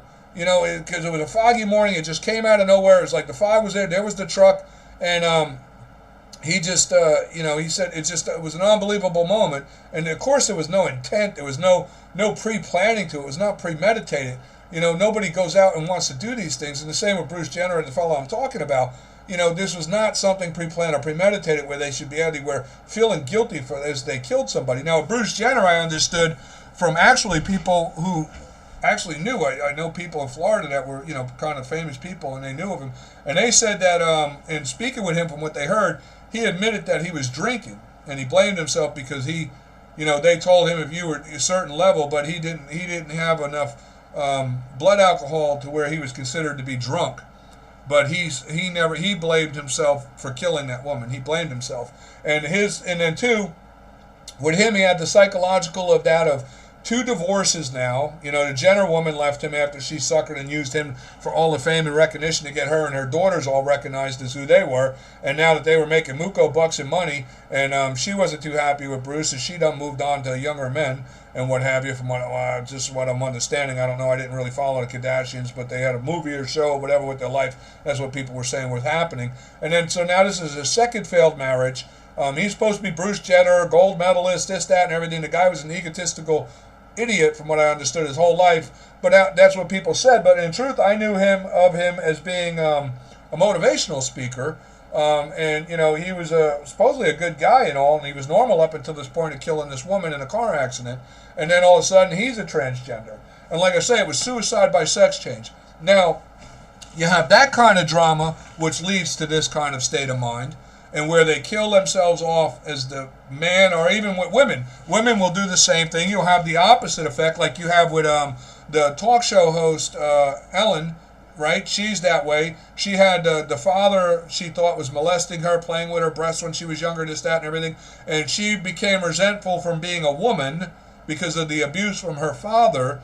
That abuse made her resent women and who she was, because she felt she condoned it as a child. And she even admits to these things, but she misses the point of understanding that it was this that made her kill off the woman she was and became the man she wants to be. Same thing like we're talking about, it's a trauma. Now, you also could have something in where it's related from abuse. I've seen this happen with kids who were sexually abused by pedophiles. And, the sad part of it is, and I've had some where I've actually helped. They didn't go to the extreme of they just dressed up and, what have you, and they were gay. And then I've actually had breakthroughs with them where, if you can get them to talk and you can get them to reason, and that's what I'm hoping I make this video and some of them watch and maybe grasp the understanding of what I'm saying, and it may snap them back into reality. And with all of them, I would say, too, understanding the most overwhelming thing that I find with most homosexuals and transgenders, they have a high suicide rate. And it's because the so-called paper brains who are condoning this now are trying to avoid the suicide rate by thinking they condone this, it's going to drop it, and it's going to make it less, because it's because people not accepting them that they're committing suicide. That's not true. And my wisdom of experience, of which I'll debate with any psychologist idiot out there right now that thinks that, the reason that you have such a high suicide rate among these people, and I know this from life experience, and like I said, 15 years working as an advocate against pedophilia and working with many kids who are victims of it, and helping them understand from my own life experience and great wisdom from my oldest brother, and growing up around the environment of it, and knowing the understanding and the mindset of these people, I've been able to reach a lot of people and help them with this. And I'm hoping that this does this as well for people who may see this in that situation who are homosexual or transgender. My goal is to hopefully awaken them and waken them to an understanding. But with that, I would like to say this. Understand. Here's the reason they commit suicide, which I've had kids who were gay and then realized they weren't really gay. It was related to something of abuse, this, that. And they struggle with what they did during the time they were gay. Like as if there's no coming back from what they did. And this is usually because of peer response to it. Even that of their own peers of the homosexual community will start to badger them and bash them and pick on them, and the bullying comes from both sides. The heterosexual side, who knew they were gay, now they want to go back to being straight, is cruel in a sense to them, and then that of their own prior gay community is twice as cruel to them, and they feel so like they can't undo what they did, and that the damage is so beyond repair, there's no hope. And this is what leads them into a state of wanting to commit suicide, especially for transgenders who actually are encouraged by the so-called ethical doctors who perform these surgeries, who are sick, disgusting Frankenstein doctors who have no morals, principles, honor, dignity whatsoever. And just because they got that paper brain and pass, what they do, they're butchers of the medical industry who should be in freaking prison for what they do. These are sick, demented people, these doctors who do these things to these transgenders. And when you get somebody who goes through the full operation, man, what do you do? What do you do if you find out you're not really, when reality hits you? What do you do? Imagine you do like this person here, and let's say, I don't believe this person's gone all the way through yet, though, and neither has Bruce Jenner yet, from my understanding. But imagine if they did. What do you do if you go all the way through and then you realize, wow, it was just I hated myself for something I did or something that happened? And that's what I'm saying, too. When you look at, like, I've had homosexual boys and girls, even, I've worked with in my life, and I know from actual wisdom, I'm speaking from wisdom, they would become suicidal at the wake up. They become suicidal and they're thinking about it, and I would always be a call away. You could always call and I'd meet them, talk with them, whatever. And this is wisdom I'm speaking of, how I came to understand these things. And I would, and I'll give you an example. I remember one girl who had been being molested for quite a long time, and it made her resent boys, and she became a lesbian. And the mom and the dad were very upset about it, and at first they were just trying to do anything they can, like any parent would. You want to accept it and do whatever. You're going to love your child no matter what, and that's understandable, and they didn't want to do anything to disrupt her because they feared of the things they heard about, or push her away, to have her alienate the family because of her choices. And but I was referred to them to somebody at the church, in Methodist Church up in Spring Hill, Florida, and then I wound up talking with her and just see, and she was willing to talk, whatever, and we wound up becoming like a big brother like thing, and I finally got, she woke up and she realized, what it was, because the family didn't know either. Nobody knew about the long abuse thing that was going on with one of their former neighbors, and how this was going, and what led her to seek girls, because anytime she was with a boy, it reflected what was going on with this pedophile guy who was molesting her. So, you got to understand the psychology there. Now we reach a point with her, she gets it, and she understands it's the abuse, and then, she realizes that the truth of how it should be, and that it's not right what she's doing as a lesbian and acting this way with the other girl, and so she decides she's going to end that, and she wants to go right and do the right thing. The funny thing with her, with most girls who do this, they don't have as much peer pressure as boys. It seems that when a girl does homosexual acts of lesbianism or whatever you want to call it, there's not as much peer pressure by either other girls. Girls are more understanding, it seems. They just disregard it. They don't care. They're like, whatever, it was a phase, because most of them go through that phase anyway. Believe it or not, the homosexual acts of women are higher than that of men. You just don't hear about it. And the reason of it being is because they're held to a higher standard to be able to engage properly in sexual relations. They're reserving themselves, but today they're not. Today we're throwing morals and values of dignity and self-preservation of virginity and what have you, and preserving yourself for a man out the window. Today, what we're allowing this government and such to do to society is just disgraceful. But there was a time when girls were more oppressed to reserve themselves, and that frustration, that natural urge for gratification, they engage more, and they're more. But then girls are easily more able to let go of that lifestyle and go straight than boys are. I've witnessed this in my own wisdom of experiencing with this. It seems it's a lot easier for girls, and girls are able to disregard it a lot easier than boys are. Because boys are held to a more higher standard as well of being a different image in society, and a boy who engages in that receives a greater blunt of abuse than that of a girl. To be honest with you too, for the sickening of what it is, most boys would find it attractive that a girl was lesbian. The whole moral standard of machoism, I guess, or what have you, or morals and values within men, and the difference of culture and what have you. There's a whole different, like, men are trophied for being sluts. If you're a man who's promiscuous with a lot of women, you're considered like, well, you're the great guy because you've had a lot of sexual partners. As where if a woman has a lot of sex, she's considered a tramp and a slut, and nobody should want nothing to do with her. You see, so there's a two-standard thing of a two-faced situation that goes on here. But now, back to the girl who was the lesbian, she became suicidal not because of peer pressure, being mocked, picked on, or anything in relation to even what happened. She accepted and understood the guy who was doing that was a sick, perverted scumbag who probably should have got the death penalty. And I'm pretty sure the authorities dealt with that. And actually, I don't even have no faith in the authorities. It's a sad part to say to you. Our government has a lot of people who are that sick, perverted scumbags. They pursued the career in psychology and criminal whatever and child protective services just to get among children so they could prey. We have a lot of these pedophiles and sick, demented, evil freaking people within our government ourselves. These are the people behind the whole push for all this, is the sick, perverted, queer, disgusting, evil bastards that should be friggin', in my opinion, get the death penalty. But that's another thing. What her deal was this.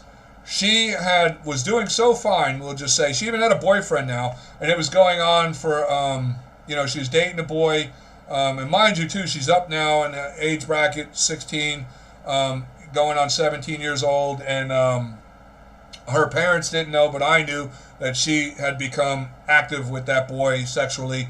And the parents, of course, I told her, and they put for birth control.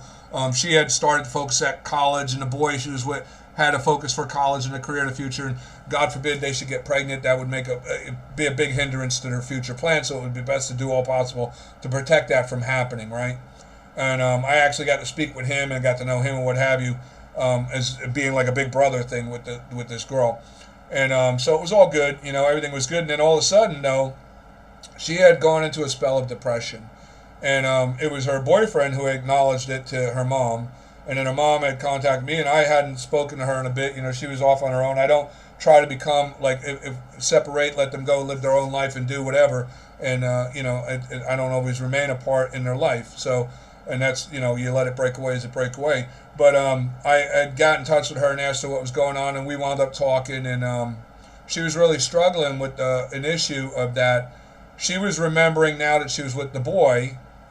She was having issues, struggling, things that would happen with the pedophile coming back, and she learned to deal with that.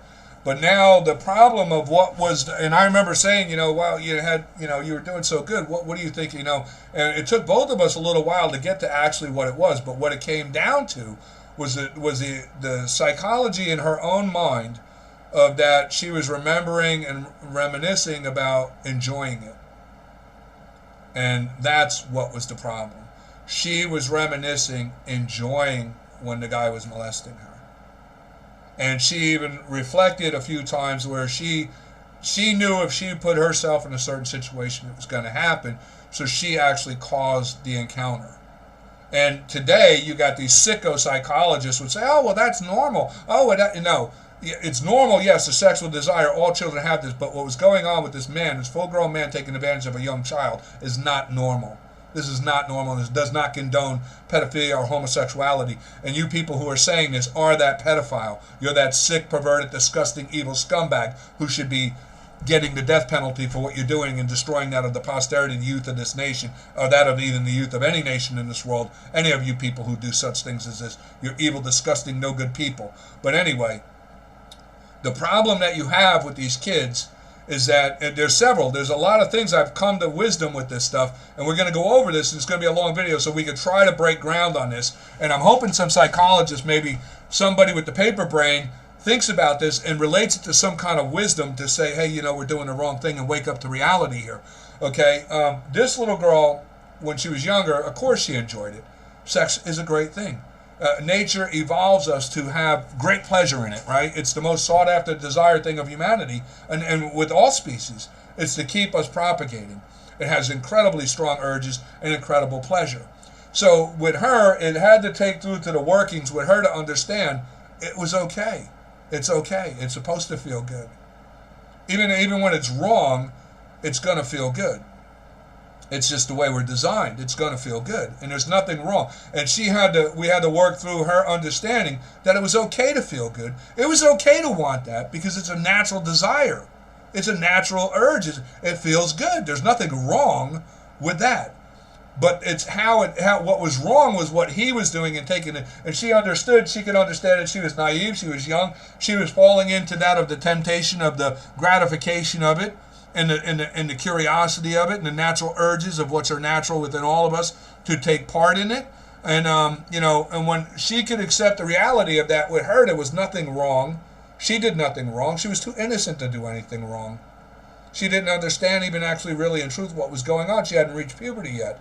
But, even without reaching puberty in a girl or a boy, both the stimulus there is still there, the curiosity is there, and the motivating factor psychology-wise is still there, because it's natural in us to want to keep that urge going so that when we do reach puberty, we continue engaging so that we propagate.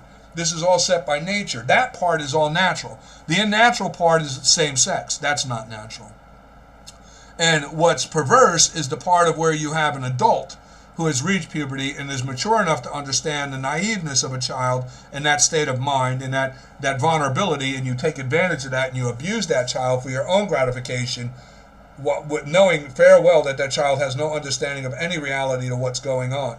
And the effects on that child will greatly, greatly affect that child. You have these idiot psychologists try and say the child gets over it, they forget about it. I seen Oprah one time talk about it never affects them again, like she has any clue of reality with this. Obviously she doesn't, because let me tell you something, but real quick so we understand this, for anybody who's going through these things and you're gay or you're thinking transgender and you haven't gone all the way through yet, I'm hoping you wake up. And when you do wake up, understand that, who you are as a person, you define yourself. You can't let events in life of what other people through their abuse or they're taking advantage of you, you can't let them, because understand, like this, I remember with this little girl, she had a lot of issues, and she's not the only one, I'm just using her as an example. There's many of them, they all have very similar, the same issues, and finding resolves to these things take very careful steps and very in-depth thought about things with yourself. You just have to put yourself in their situation, and you have to relate it to the most realistic of a situation you've been in yourself to understand the wisdom of it, and try to grasp the concept of the psychology of it, and see if you found in your own ability to deal with these things a way that may help them deal with it, because everybody's different. Everybody's different. But the one thing any child who has been molested, anybody who's a transgender because of a dramatic situation, and you're trying to kill the alter you, who you blame for that, or something like is with this little girl, she could, because she felt like it caused several of the occasions, and she actually sought it because it was pleasurable to her and she enjoyed it, that she was now at fault for it and she was blaming herself, and out of that she became suicidal and blaming herself because, I remember at one point she said to me, maybe I made him that way. And I thought, and that's what I'm saying. But you see, this is psychology of the mind. And where, when you become depressed, and we all know this, I can remember times myself, when you think of some of the times in life that you become depressed or things didn't go your way in life and you're immature, the crash you take to the extremity of the idiocy you take it into self-blame, and until you mature and you grow up and you understand how idiot you were as a juvenile and in your immaturity. I had, luckily good people I could go to, and I had some good members in family that, I could hint around to issues I was having in life, and then I would just listen to their advice, and their advice would help me that way. But when you have nobody who understands, it's a hard place to go. And in these situations with many of these kids and these people who are stuck in this transgender situation, they have nowhere to go. They have no one to understand. And the only people that they do have to fall back on are the people who are like them. And all those people are doing is trying to find acceptance because they're trapped in it now among their own. They're trapped. And the people who are the cause of this trap them in. They trap them in because they tell them, don't trust your parents, don't trust other people. And then too, you have the cruelty of society itself, who doesn't think about what causes these situations. When you have a gay boy or a lesbian girl, there is going to be some form of abuse, or it's going to be some way of a self-affliction of abuse on them for something they did. I have seen, I'll give you an example too, like you have some people who are pedophiles, because they're evil, just people. There's some people that are just evil, and they have no ability or desire for self-control. and they're just so evil. They're just some people. That just there's a reason God made hell, because there's some people beyond redemption. That's all I can say about it. And for the majority of pedophiles, that's the situation. But I can recall a person who had been abused and then was actually struggling because they had been thinking about abusing. Yeah, imagine this was somebody who was sexually abused as a child and then got over it, went back to being straight, but then was having fantasies of abusing a child themselves, like they were abused. And this came down to the psychology of a self-affliction, a punishment for liking it.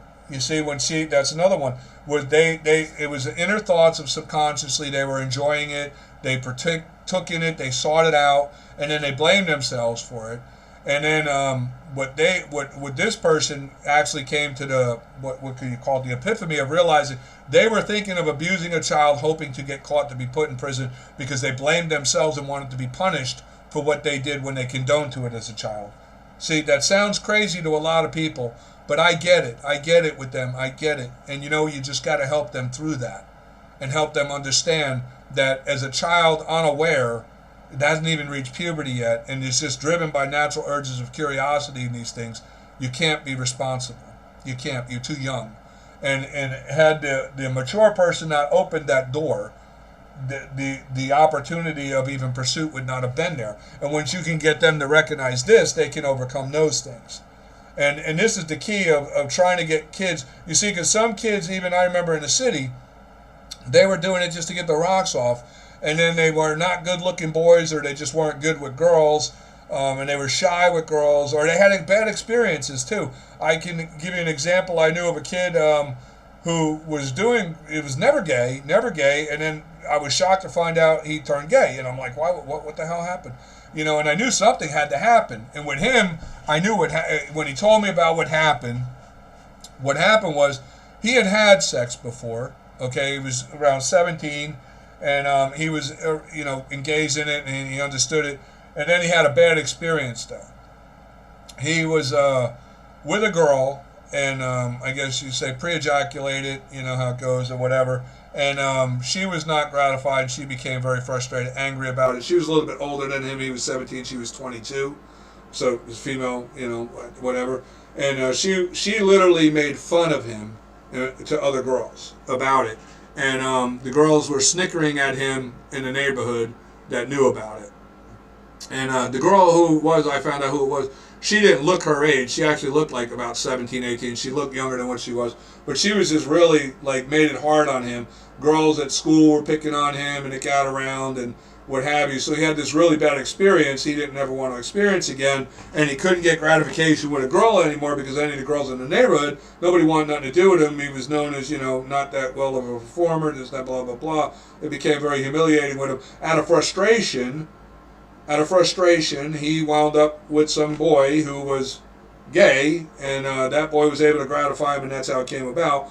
But eventually that flipped back around. He got the gist of it and realized to get over it, and learned how to better perform his manhood, and pursued that of a girl in Lawrence Harbor outside of the area, and everything worked out fine, and that was it. It was just a bump in the road kind of thing, and this is the way it goes. But some kids, like I say, because of those reasons, bad experiences. I know of a girl who, by the time she was 16, was lesbian. This was a woman I met, was referred to me by her sister. She was a woman in her late 30s, her whole life been a lesbian, and her sister just, heard about something with me with somebody else and wanted us to meet or what have you. And talking with her was like, wow, she was a young girl, around 16, was dating a boy who was the quarterback guy or whatever. He was the top guy in the town and this, that, and everything.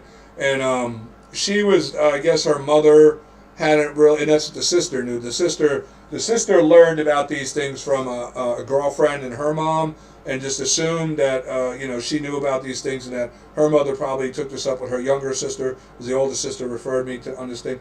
And, but she didn't. The mother, cleanliness with a girl, right?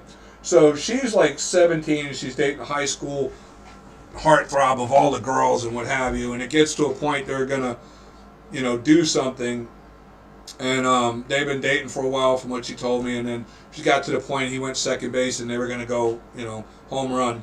And he was down touching, and she wasn't very clean. She wasn't used to, cleaning after, the friend thing that they have, whatever. And from what I understand, she said, it was reeked really, when he brought his hand up. She even, and oh my God, he threw out of the car, took off on her, left her there at the beach, and so this traumatic horror, and of course, it got around to everybody, and the humility for this poor girl. She wound up just never wanting to be with a boy again. Just that experience, and she, from frustration, she never thought she was a man. She never became like the mental identity crisis. She always knew she was a girl, but the sexual frustration is what led her into seeking a lesbian relationship, because it happens, and it was just that traumatic event that happened. And she had never, she was a virgin. She had never been with a boy all the way, never in her whole life, all the way up till she was 33 years old, never been with a boy. And because of this one event. So I'm saying, you understand, there's always some kind of trauma that has to be addressed, because like you look at this person here now, mind you, afterward, after about, so you figure all her life till 33 years old, and then she had somebody take the time with her to work through it and engage in it the way it was appropriate. And man, she realized she liked guys. And she was able to get out of that thing. And of course, it had been long forgotten about her younger days. And she just felt more secure all that time the way it was going. And being in lesbian relationships, she didn't have to worry about it. And she never had the judgment from nobody. And and the fear then too, by the time of 33, she was very afraid of a boy and doing it with a boy. It's just, gratification is what it's really about. If you're getting gratified, I guess. But she did start having those natural urges. That's what I'm saying. This is what came about. She was thinking of false insemination kind of thing. She wanted to have a child and what have you. And her sister was concerned, this is how it came about, was about her having a child and then that kind of lifestyle and ruining the child's life and what have you. But long story short, by the time she was 35, she had met a man, and she had a man who was interested in her too at the time. Didn't know that she was a lesbian, and she was a work kind of associate kind of thing. Well, wound up they started dating, and they were married when she was almost on her 30s, right before her 36th birthday.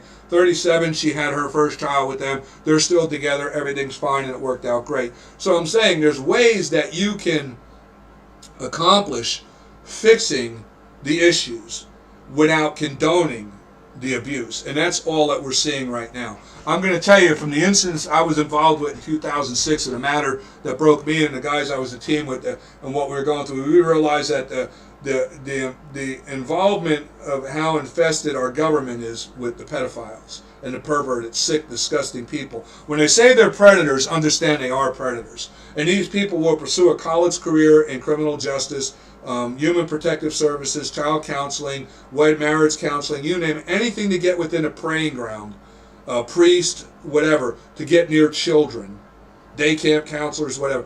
A lot of, and it's sad because a lot of people who become child protective services, police officers, camp counselors, child therapy, they're doing it because they really love people and they really care and they're good people. And it's disgusting to think that because you have this predator who is a sick, perverted, knowing, self-willing, disgraceful, inhumane person that just wants to prey on and take advantage of people, and they come into these professions and they tarnish the profession and those are the good people in it. That's why we should have a penal code of punishment that either is life in prison or the death penalty for these people to deter them, because it really harms the pursuit of that of true happiness for those of good moral values and principles within these professions. Because these people who are sick and perverted, they prey. And right now our government is infested. I think back when I was a kid, in the event I had in school with the pedophile network that was in the school system, literally trying to put me in Jamesburg to shut me up because they knew I knew who they were. They knew it. And I'm going to tell you the extremes it went to with me. And then too, afterwards, some of the things I realized. There was events that took place which I'm not going to say nobody, because some of the people I still know to this day from that town that were victim to the pedophiles in that town, that were like, it was like a secret society among that town. And they were involved in the police department, they were in the school system, and it even spread over to the second town in Keyport, which later in years I would wind up as, like I say too, working as an advocate against pedophilia. Actually started in Monmouth County, New Jersey, with a detective out of Essex County approaching me, who was working with Monmouth County on trying to figure out a pedophile network with the Keyport Police Department in Keyport, New Jersey, that was actually working with pedophiles in the Cliffwood Beach and Matawan Police Department, and where there was this network they were aware of. And it wound up leading into, even with that, of a military guy in the VFW in Keyport, New Jersey, and then spreading off to a sergeant in the Aberdeen Police Department and a chief of police out of Matawan, of which all of them men wound up getting busted. And that's what I say. You talk about disgusting. They knew about what was going on, how these guys were preying on children and protective services and taking advantage of that, of community children's. The guy in the Keyport situation, who was working with the Keyport Police Department, as well was running the VFW, they would have these fairs that would come through, and he would send off other kids he was molesting and had under, because he had this, and he would see these sick people. What they'll do is they get a kid, right, and then the kid grows up and he's being gratified. Now he wants to stop, but these people have a secret on him, and they can use it now to manipulate and control that kid, and they'll do it. And this guy was literally giving these kids lewds to go out and get other kids doped up on lewds to bring them back during the fair and the events going on at the pier down there in Keyport, and then they would take them into the VFW, close down the VFW, and molest the hell out of these kids, rape these children, and it was going on like unbelievable. And you had other cops that were police officers and even people in protective services. Two of them were directors with the school out in Strathmore, in the area I'm talking about, New Jersey. And this is back when I was younger. This is how I got involved with it. Broke this whole network down. And when it was all being broken down too, it was even getting down to the civilians of some of the people involved. And yeah, it was a horrible, horrible thing. I mean, and how embedded, when I think now, we're talking back 30 years ago, 35 years ago. And I know, just to give you an example too, one of the teachers who, when I was a kid, later on would get busted molesting the kids. He would get busted and get arrested. So justice does come eventually in time. But when I look at the situation today, I realize that these pedophile networks are rampant throughout our government, throughout protective services, throughout our courts. There's judges, I'm telling you right now, you don't realize there are people, and in these rings too, some of them out of Hollywood, the money that's involved with these pedophiles, and the money they will spend to be able to do what they get to do, to molest children, and their sickness they have. And it's not even a sickness, it's a self-willing evil, just immoral humanity in them, that these are just people that are like rabid dogs, need to be put down, and God's honest truth. But they will pursue a career to be a judge in child protective services. They will to be a state attorney, to be a police officer, to be a counselor with DIFAS or home protective services, to work in adoption agencies. They will do anything. They're predators to get into the preying ground. Now, the majority of them are outside that, and this is why you see, when you see judges protecting these people, they have a network they form within these communities. Like the thing I'm talking about that took place with Monmouth County, Essex County, and Keyport in New Jersey, there was a network of police. You see, and this was the deal, which later I found out when the whole thing came down with the detective. They had found out about several cases in where the child had admitted to the parents that something was going on with this guy who was a cop in the Keyport Police Department. And of course the father would go in and confront this person, and then the cops would come and they would lock the father up because they were involved. It was a network, and they were together. And then they even had a judge who they knew what these things would be assigned to come across. And then they would slowly work it out. They would do deals behind the back, and they would protect each other in what they were doing. And this was going on. And it went on with like that with the school system as well. Of what you see with me, they'll put a kid away. They'll wreck a child's life. And me, I was lucky. I was blessed. I was saved because I wound up getting recognized by a private school because it was realized I was not an idiot. I was not an illiterate juvenile delinquent. And then testing revealed that I was a pretty smart kid. And so I wound up luckily getting out of it. But how many kids didn't? How many kids didn't? You know, and that was the thing that always drove me. How many kids didn't? And what can you do to stop this? And with today, what I'm looking at, and I'm realizing what's going on today. Oh my God, you know, I got to say something. I got to say something, and something's got to be done. We, the American people, have to wake up and realize what's going on, because this is such a small minority of people, of just evil people. Now, I don't know what caused this person to be the way he is. I don't know what happened to him. But it's pretty clear he wanted to commit suicide by sex change, and he hates who he was for some reason. That's a psychological problem that this person, look at this, this is a man. And we are trusting this man, this mentally disturbed person, with that of the lives of millions of Americans. And an appointment of position and power and prestige because they have a paper brain.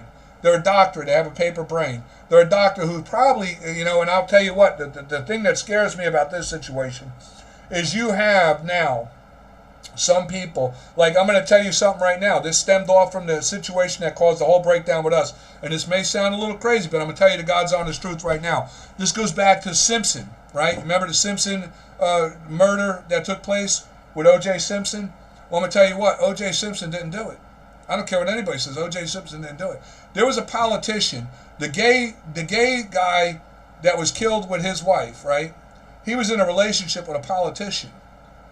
And he was going to out that politician. And that politician was a married man. And back in that time, this would have been devastating to the politician's career. And not only that, but I can't remember the queer kid's name that was with her that got killed. Off the top of my head, I just went blank on it, but I know who he is. But he was the one that this whole thing was over. It wasn't because of OJ's wife. It was because of him. He was going to out that politician. It was that politician and the network of those pedophiles and queers and perverts in politics that killed her and that guy to shut him up, to protect that politician's reputation.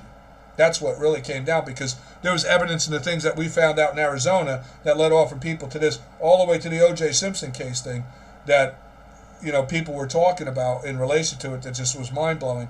And, you know, people can believe it or you don't have to believe it. I don't care, really. I'm telling you the truth. But like I say, this person has some kind of an issue. And we shouldn't be, this person is going to be in charge of that of millions of Americans' effects on them. This person right now is pushing for transgender and homosexual teaching on our posterity, our children, in school. They're turning school into a predatory ground of indoctrinating children to groom them for being molested. We cannot allow this anymore, people. It has reached, and I'm trying very calmly. Believe me, if you understood the fury and the anger I have in relation to this, it's not the calm face you're seeing right now. The importance in me trying to get this message out and understanding of this truth is keeping me to a point where I'm hoping to reach people in a calm state to understand what we are facing here. This person wants all, and right now we have the now sitting president of the United States, who, it all starts with this guy who's a Muslim sympathizer, and trust me, he knows, as you'll see by, if you look into the research, the Muslims have sworn a jihad when the Supreme Court did what they did in 2010. After that's when the attacks started happening majorly on America, because the Supreme Court tried to play God. They violated the laws of nature. And it's ridiculous that they did, because they did. They totally breached the integrity of the Supreme Court. And to me, in my opinion, right now, it's been demolished ever since. And I called it out the day they did this back in 2010. There's people who witnessed it. I said, we're going to be attacked by the Muslims right now. The world is going to be attacking us because of this. And sure enough, it happened. And, you know, people can say what they want to say. It was a fact.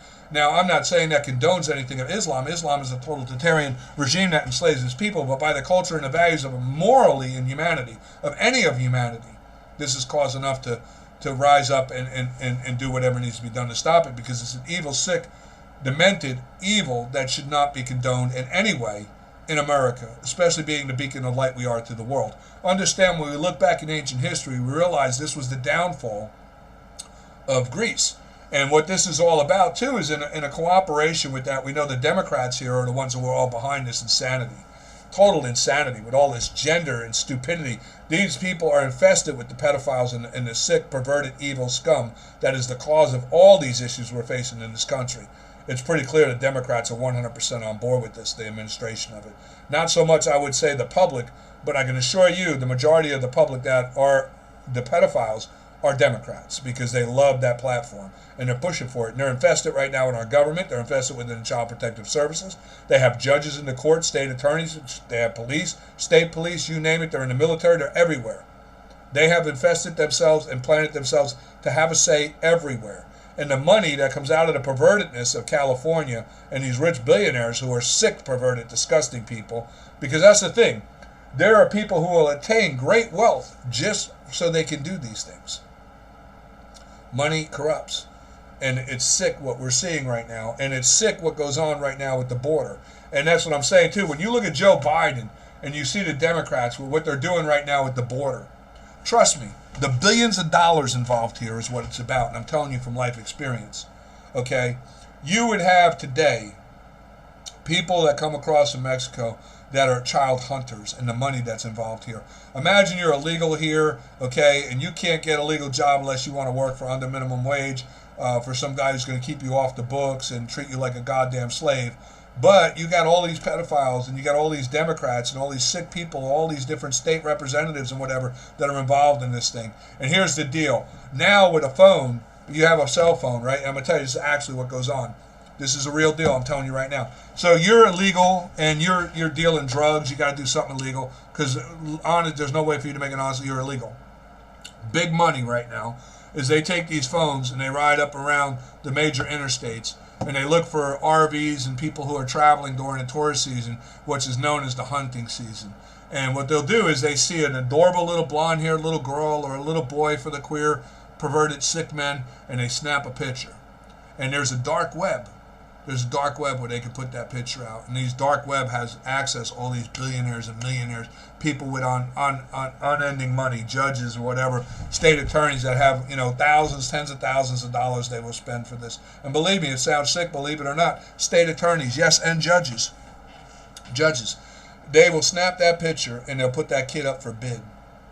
Okay? And then when the bid comes in and you get something, and I'm telling you, back in the time when this thing was busted, it was found that there was people bidding $50,000, $100,000, $200,000. And then that illegal captures that kid. Snatches the first opportunity. He'll follow that family to make a mistake.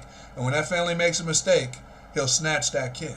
Now all he's got to do is tie that, bound that kid, gag that kid, drive that kid back to California or wherever, whatever state that billionaire or millionaire is going to pay that money. Meet up the meet point with them. Get the cash, give the kid, and the kid's never seen again. Never seen again. Because when they're done with it, they kill that kid. They give that, when they're done, if it's somebody who, maybe the perp himself doesn't kill the kid, but when he's done with the molesting of the kid, he hands the kid back to the coyote that will take the kid back to another one and sell it again, and eventually the kid, it gets disposed of. It's just a sick society. Now, when you don't have much going on, these people are sick people. They have a hunger. It's like a craving that has to be fulfilled. The illegals coming in. Imagine this, and this is I'm trying to tell you the truth. And I'm telling you, the Border Patrol knows it, the FBI knows it, the CIA knows it, this guy, Joe Biden, knows it, everybody knows it, Donald Trump knows it. That's why I don't understand why he walked away. Because the truth is known by people, and what has to be known is the truth. Okay? You have women who, in Mexico, I'm going to just give you some case scenarios I know of. This is what happened.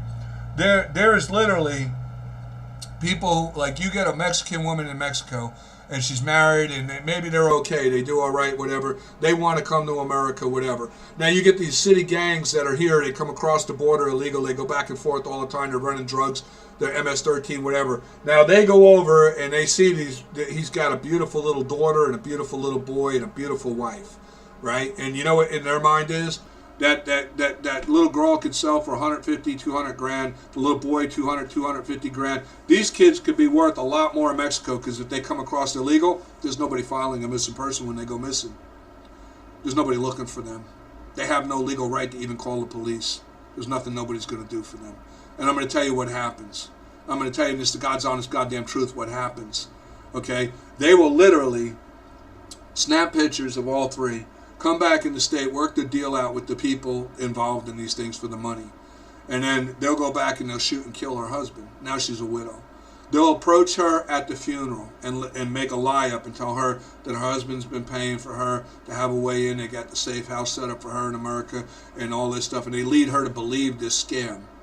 And she believes it. And they'll give her 10 grand, $10,000 to get her stuff in order to be able to make this move. And she believes it. She comes with them. Little does she know that she's going to wind up being doped up and strung out on heroin and put into a prostitution house somewhere. Her kids are going to be sold to pedophiles, never to be seen again. More than likely wind up in a blue barrel of acid somewhere and dissolved after they're being done with them. And this is reality. This is what's going on. And the money that people will pay, $200,000, $300,000, $400,000 for these kids. And like I say, understand, what is she going to do when she gets to the border and she comes across the border and the MS-13 kids are another gang or one of the networks of people who are involved in this? What are they going to do? They beat the hell out of her, beat her down, start shooting her up with heroin until she becomes a junkie. She's so stoned out of her mind all the time she doesn't even... And then, too, they'll kill her. They don't care. They're only going to use her for a while. They'll kill her. Nobody's filing a missing report on her. Nobody's going to file them. She's got no jurisdiction here. Nobody's looking for her. She's illegal. Don't you understand? Nobody looks for these illegal people when they disappear. Nobody looks for those kids when they disappear. And they're used until they're no longer desired, and then they're just simply discarded and killed. Nobody cares. Nobody's looking for them. When they die, and nobody's filing them as a report. They're illegals. Nobody cares. And you don't understand how many tens of thousands this happened to. Okay, and it's going on. And this scumbag right here, Joe Biden, he knows about it. The Democrats know about it because they're the majority of the foundation of the governing force that protects it. And they have been protecting it for decades now. Judges, lawyers, state attorneys, all the way up now to... When I was a younger kid, this guy was known as a transit pedophile. And I'm not lying to you. Everybody knew he rode the buses and the subways and whatever. And he was like one of those guys who, I'm telling you, he preyed on the heroin ghetto mothers and coming out to be able to do things. And he'd go in their apartment with them and everybody knew. They called him the transit pedophile. I can't believe this guy's president of the United States right now. But that's the reality. That's the reality we're facing. This is how far up it has come and how out of control it has gotten. And the majority of American Republicans right now are cowards. And the majority of the public are in total denial of it. The people don't want to face the reality. They're afraid, oh my God, the Democrats will start rioting again. They'll send in their looters again. Everybody's so freaking coward. I'm talking to those of us who are not coward. We have to do something. We have to stop this. We can't let this keep going on. This guy's going to lead us into massive disaster and destroy this country.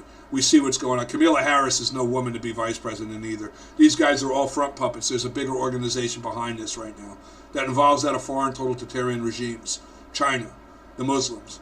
And they're going to use this as a weakening base. Understand, all of this agenda push is no different than what it was in Greece. To weaken the masculinity of men, the masculinity of us. Break down our warriors and subject us to feminism, to a way we lose the fighting spirit. That's why they're trying to disarm us. These things have been done before in history, and history repeats itself. And the agenda and the goal of the Democrats have never been for America.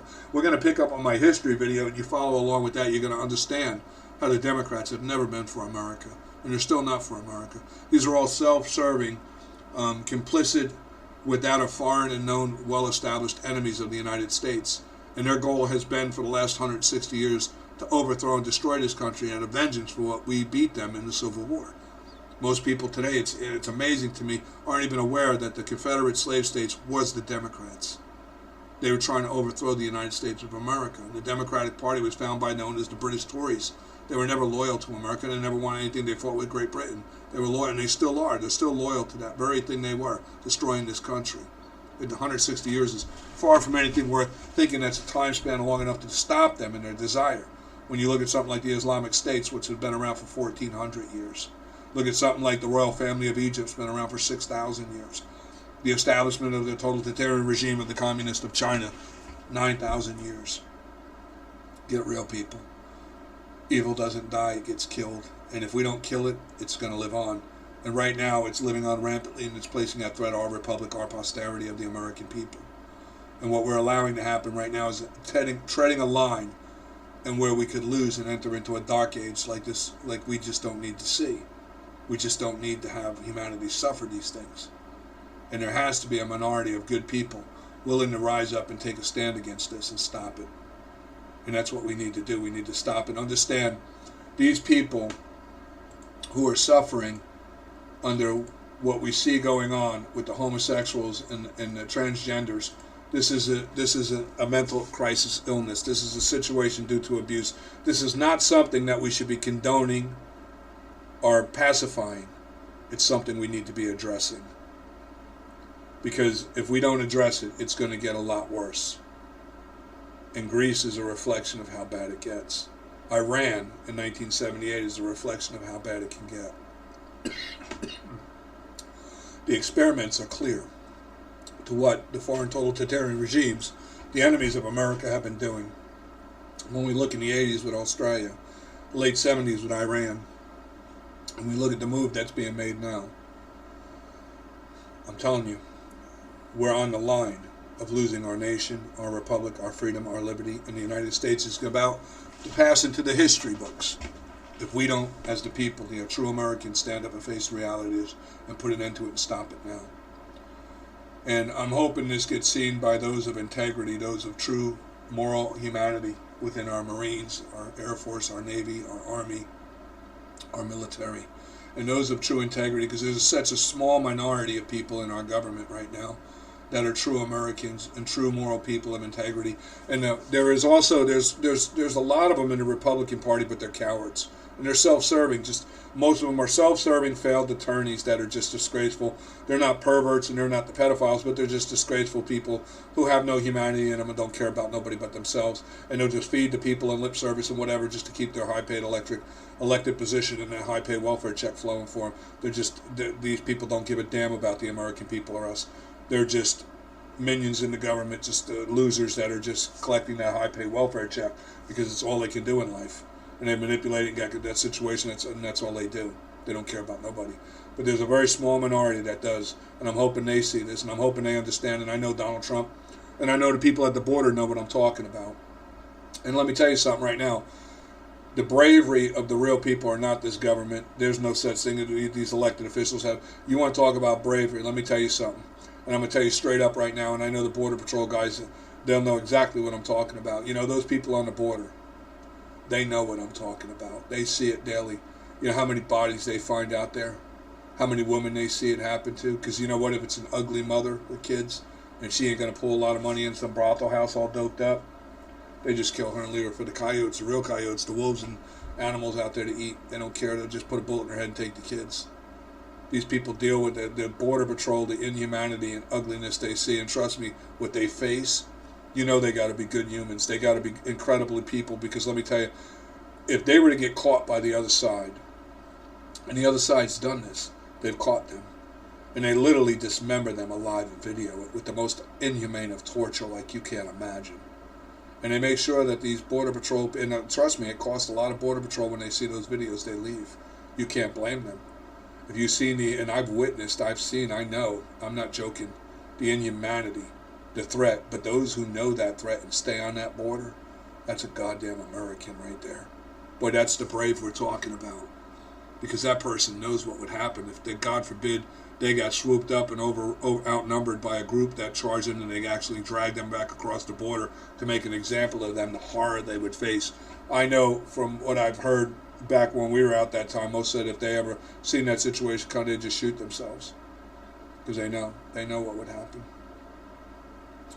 But, you know, it's just, like I say too, and they see the inhumanity. If you just knew the inhumanity that just lies across that border, the inhumanity is like, oh my God, you just, there's no movie even, there's nothing to compare of real inhumanity that exists. You have no idea of the horrors that go on, and you have no idea with the sex trafficking and what's going on with these women and these children.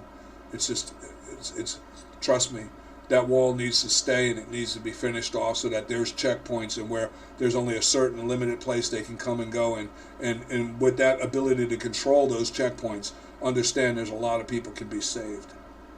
A lot of people can be saved. Because also too, understand the reason too they talk about the separation at the border. Do you know how many, like imagine you're an illegal, right, and you don't give a damn about nobody, and you've been back and forth across and you've done some drug running, you find out, you know what, you can make some big money if you go across and you're in Mexico and you kidnap somebody's kids and you play like they're your kids and you come across, you got a better chance of getting welfare. So now you can hook up with a big welfare check, right? Getting welfare, getting rent assistance, this, that, and everything. You don't care about these kids, and then you bring in the pedophiles and you pimp those kids off. And you can make a lot of money. This is the inhumanity that's going on. These are the things that's going on. And the gangs like MS-13, they're racketeering all this stuff. They have organized crime managing all these stuff. Like you wouldn't believe. There's districts where it's going on with the pedophilia and the perverseness, and even satanic cults, the inhumanity of what these people do with the children. It's just, I'm telling you right now, this is the truth, and we can't allow this to continue and go on anymore. We just can't. I can't. Somebody's got to do something. Somebody's got to do something. And motherfuckers, there's so many out there know. There's so many of you know. And you're doing nothing. You're doing nothing. You're letting this happen. I don't get it. I just don't get it. I don't get it. But I know one thing. God's made hell for people like you. Those who know and have a position and ability to do something to stop this. And you're letting it happen. You're the reason God made a hell. And I'll tell you what, if I'm ever in a position to find your fucking asses, and I can be the one to put you there, I'll put you there without a fucking hesitation. You can believe that. You can believe that. But I'm going to let it go at that. I'm just saying, we need to wake up, people. We need to wake up.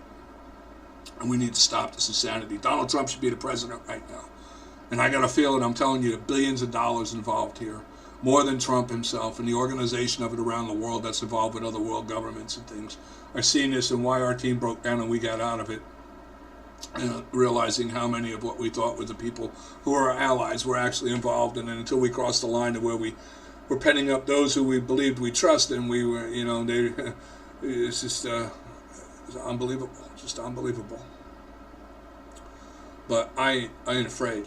I ain't afraid. I ain't afraid. All I would say, if you send somebody for me, you send them right to my face. Do a fucking hand-to-hand like a real man. You understand me? Bring it. I'm not afraid. I'm not afraid. But I'm just saying, we got to do something, people. I can't be alone in this. I can't do this alone. People got to do something. Got to do something. And I know there's enough out there. There's enough. There's enough of us out there. We can do this. The whole of it all can't match us. And we know that. That's what gets me. We know we outnumber them all. We can do this. We can change this from the ugly that it is to the good that it could be. I got to believe that. I just got to, because I believe in God. And I can't believe God wouldn't want anything but that. It's just a matter of taking responsibility for those who know. Those of us who know, we have to take that position. We have to take that responsibility. When will we? That's what I want to know. But with that, I'm going to leave off. Like I say, just something for those of good moral integrity of the psychologists. You understand what I'm saying. This is not something we should be condoning. This is not something we should be pacifying. This is not something we should be encouraging. We need to address the issues of what's the underlying issues that's causing the problems we're facing in this nation. And we need to fix the problems. We need to fix and stop what the abuse is that's causing the problems. We cannot rationalize this away by trying to justify a wrong so greatly out of evil. And one thing I've known, and I'll say this right now to all law enforcement of integrity, all government of integrity and the military, and all government of anybody of elected positions in power and authority to do something to move forward to actually correct the errors of what we see going on and fix this and do something real. We have to do something real. Understand this, and I was told this by somebody I trusted. He said the only way you destroy evil in this world is you combat it with that of an equal or greater evil out of good intent. And that's true. I've witnessed that. I've lived it in my own life. I know. These people inflict fear and terror on other people.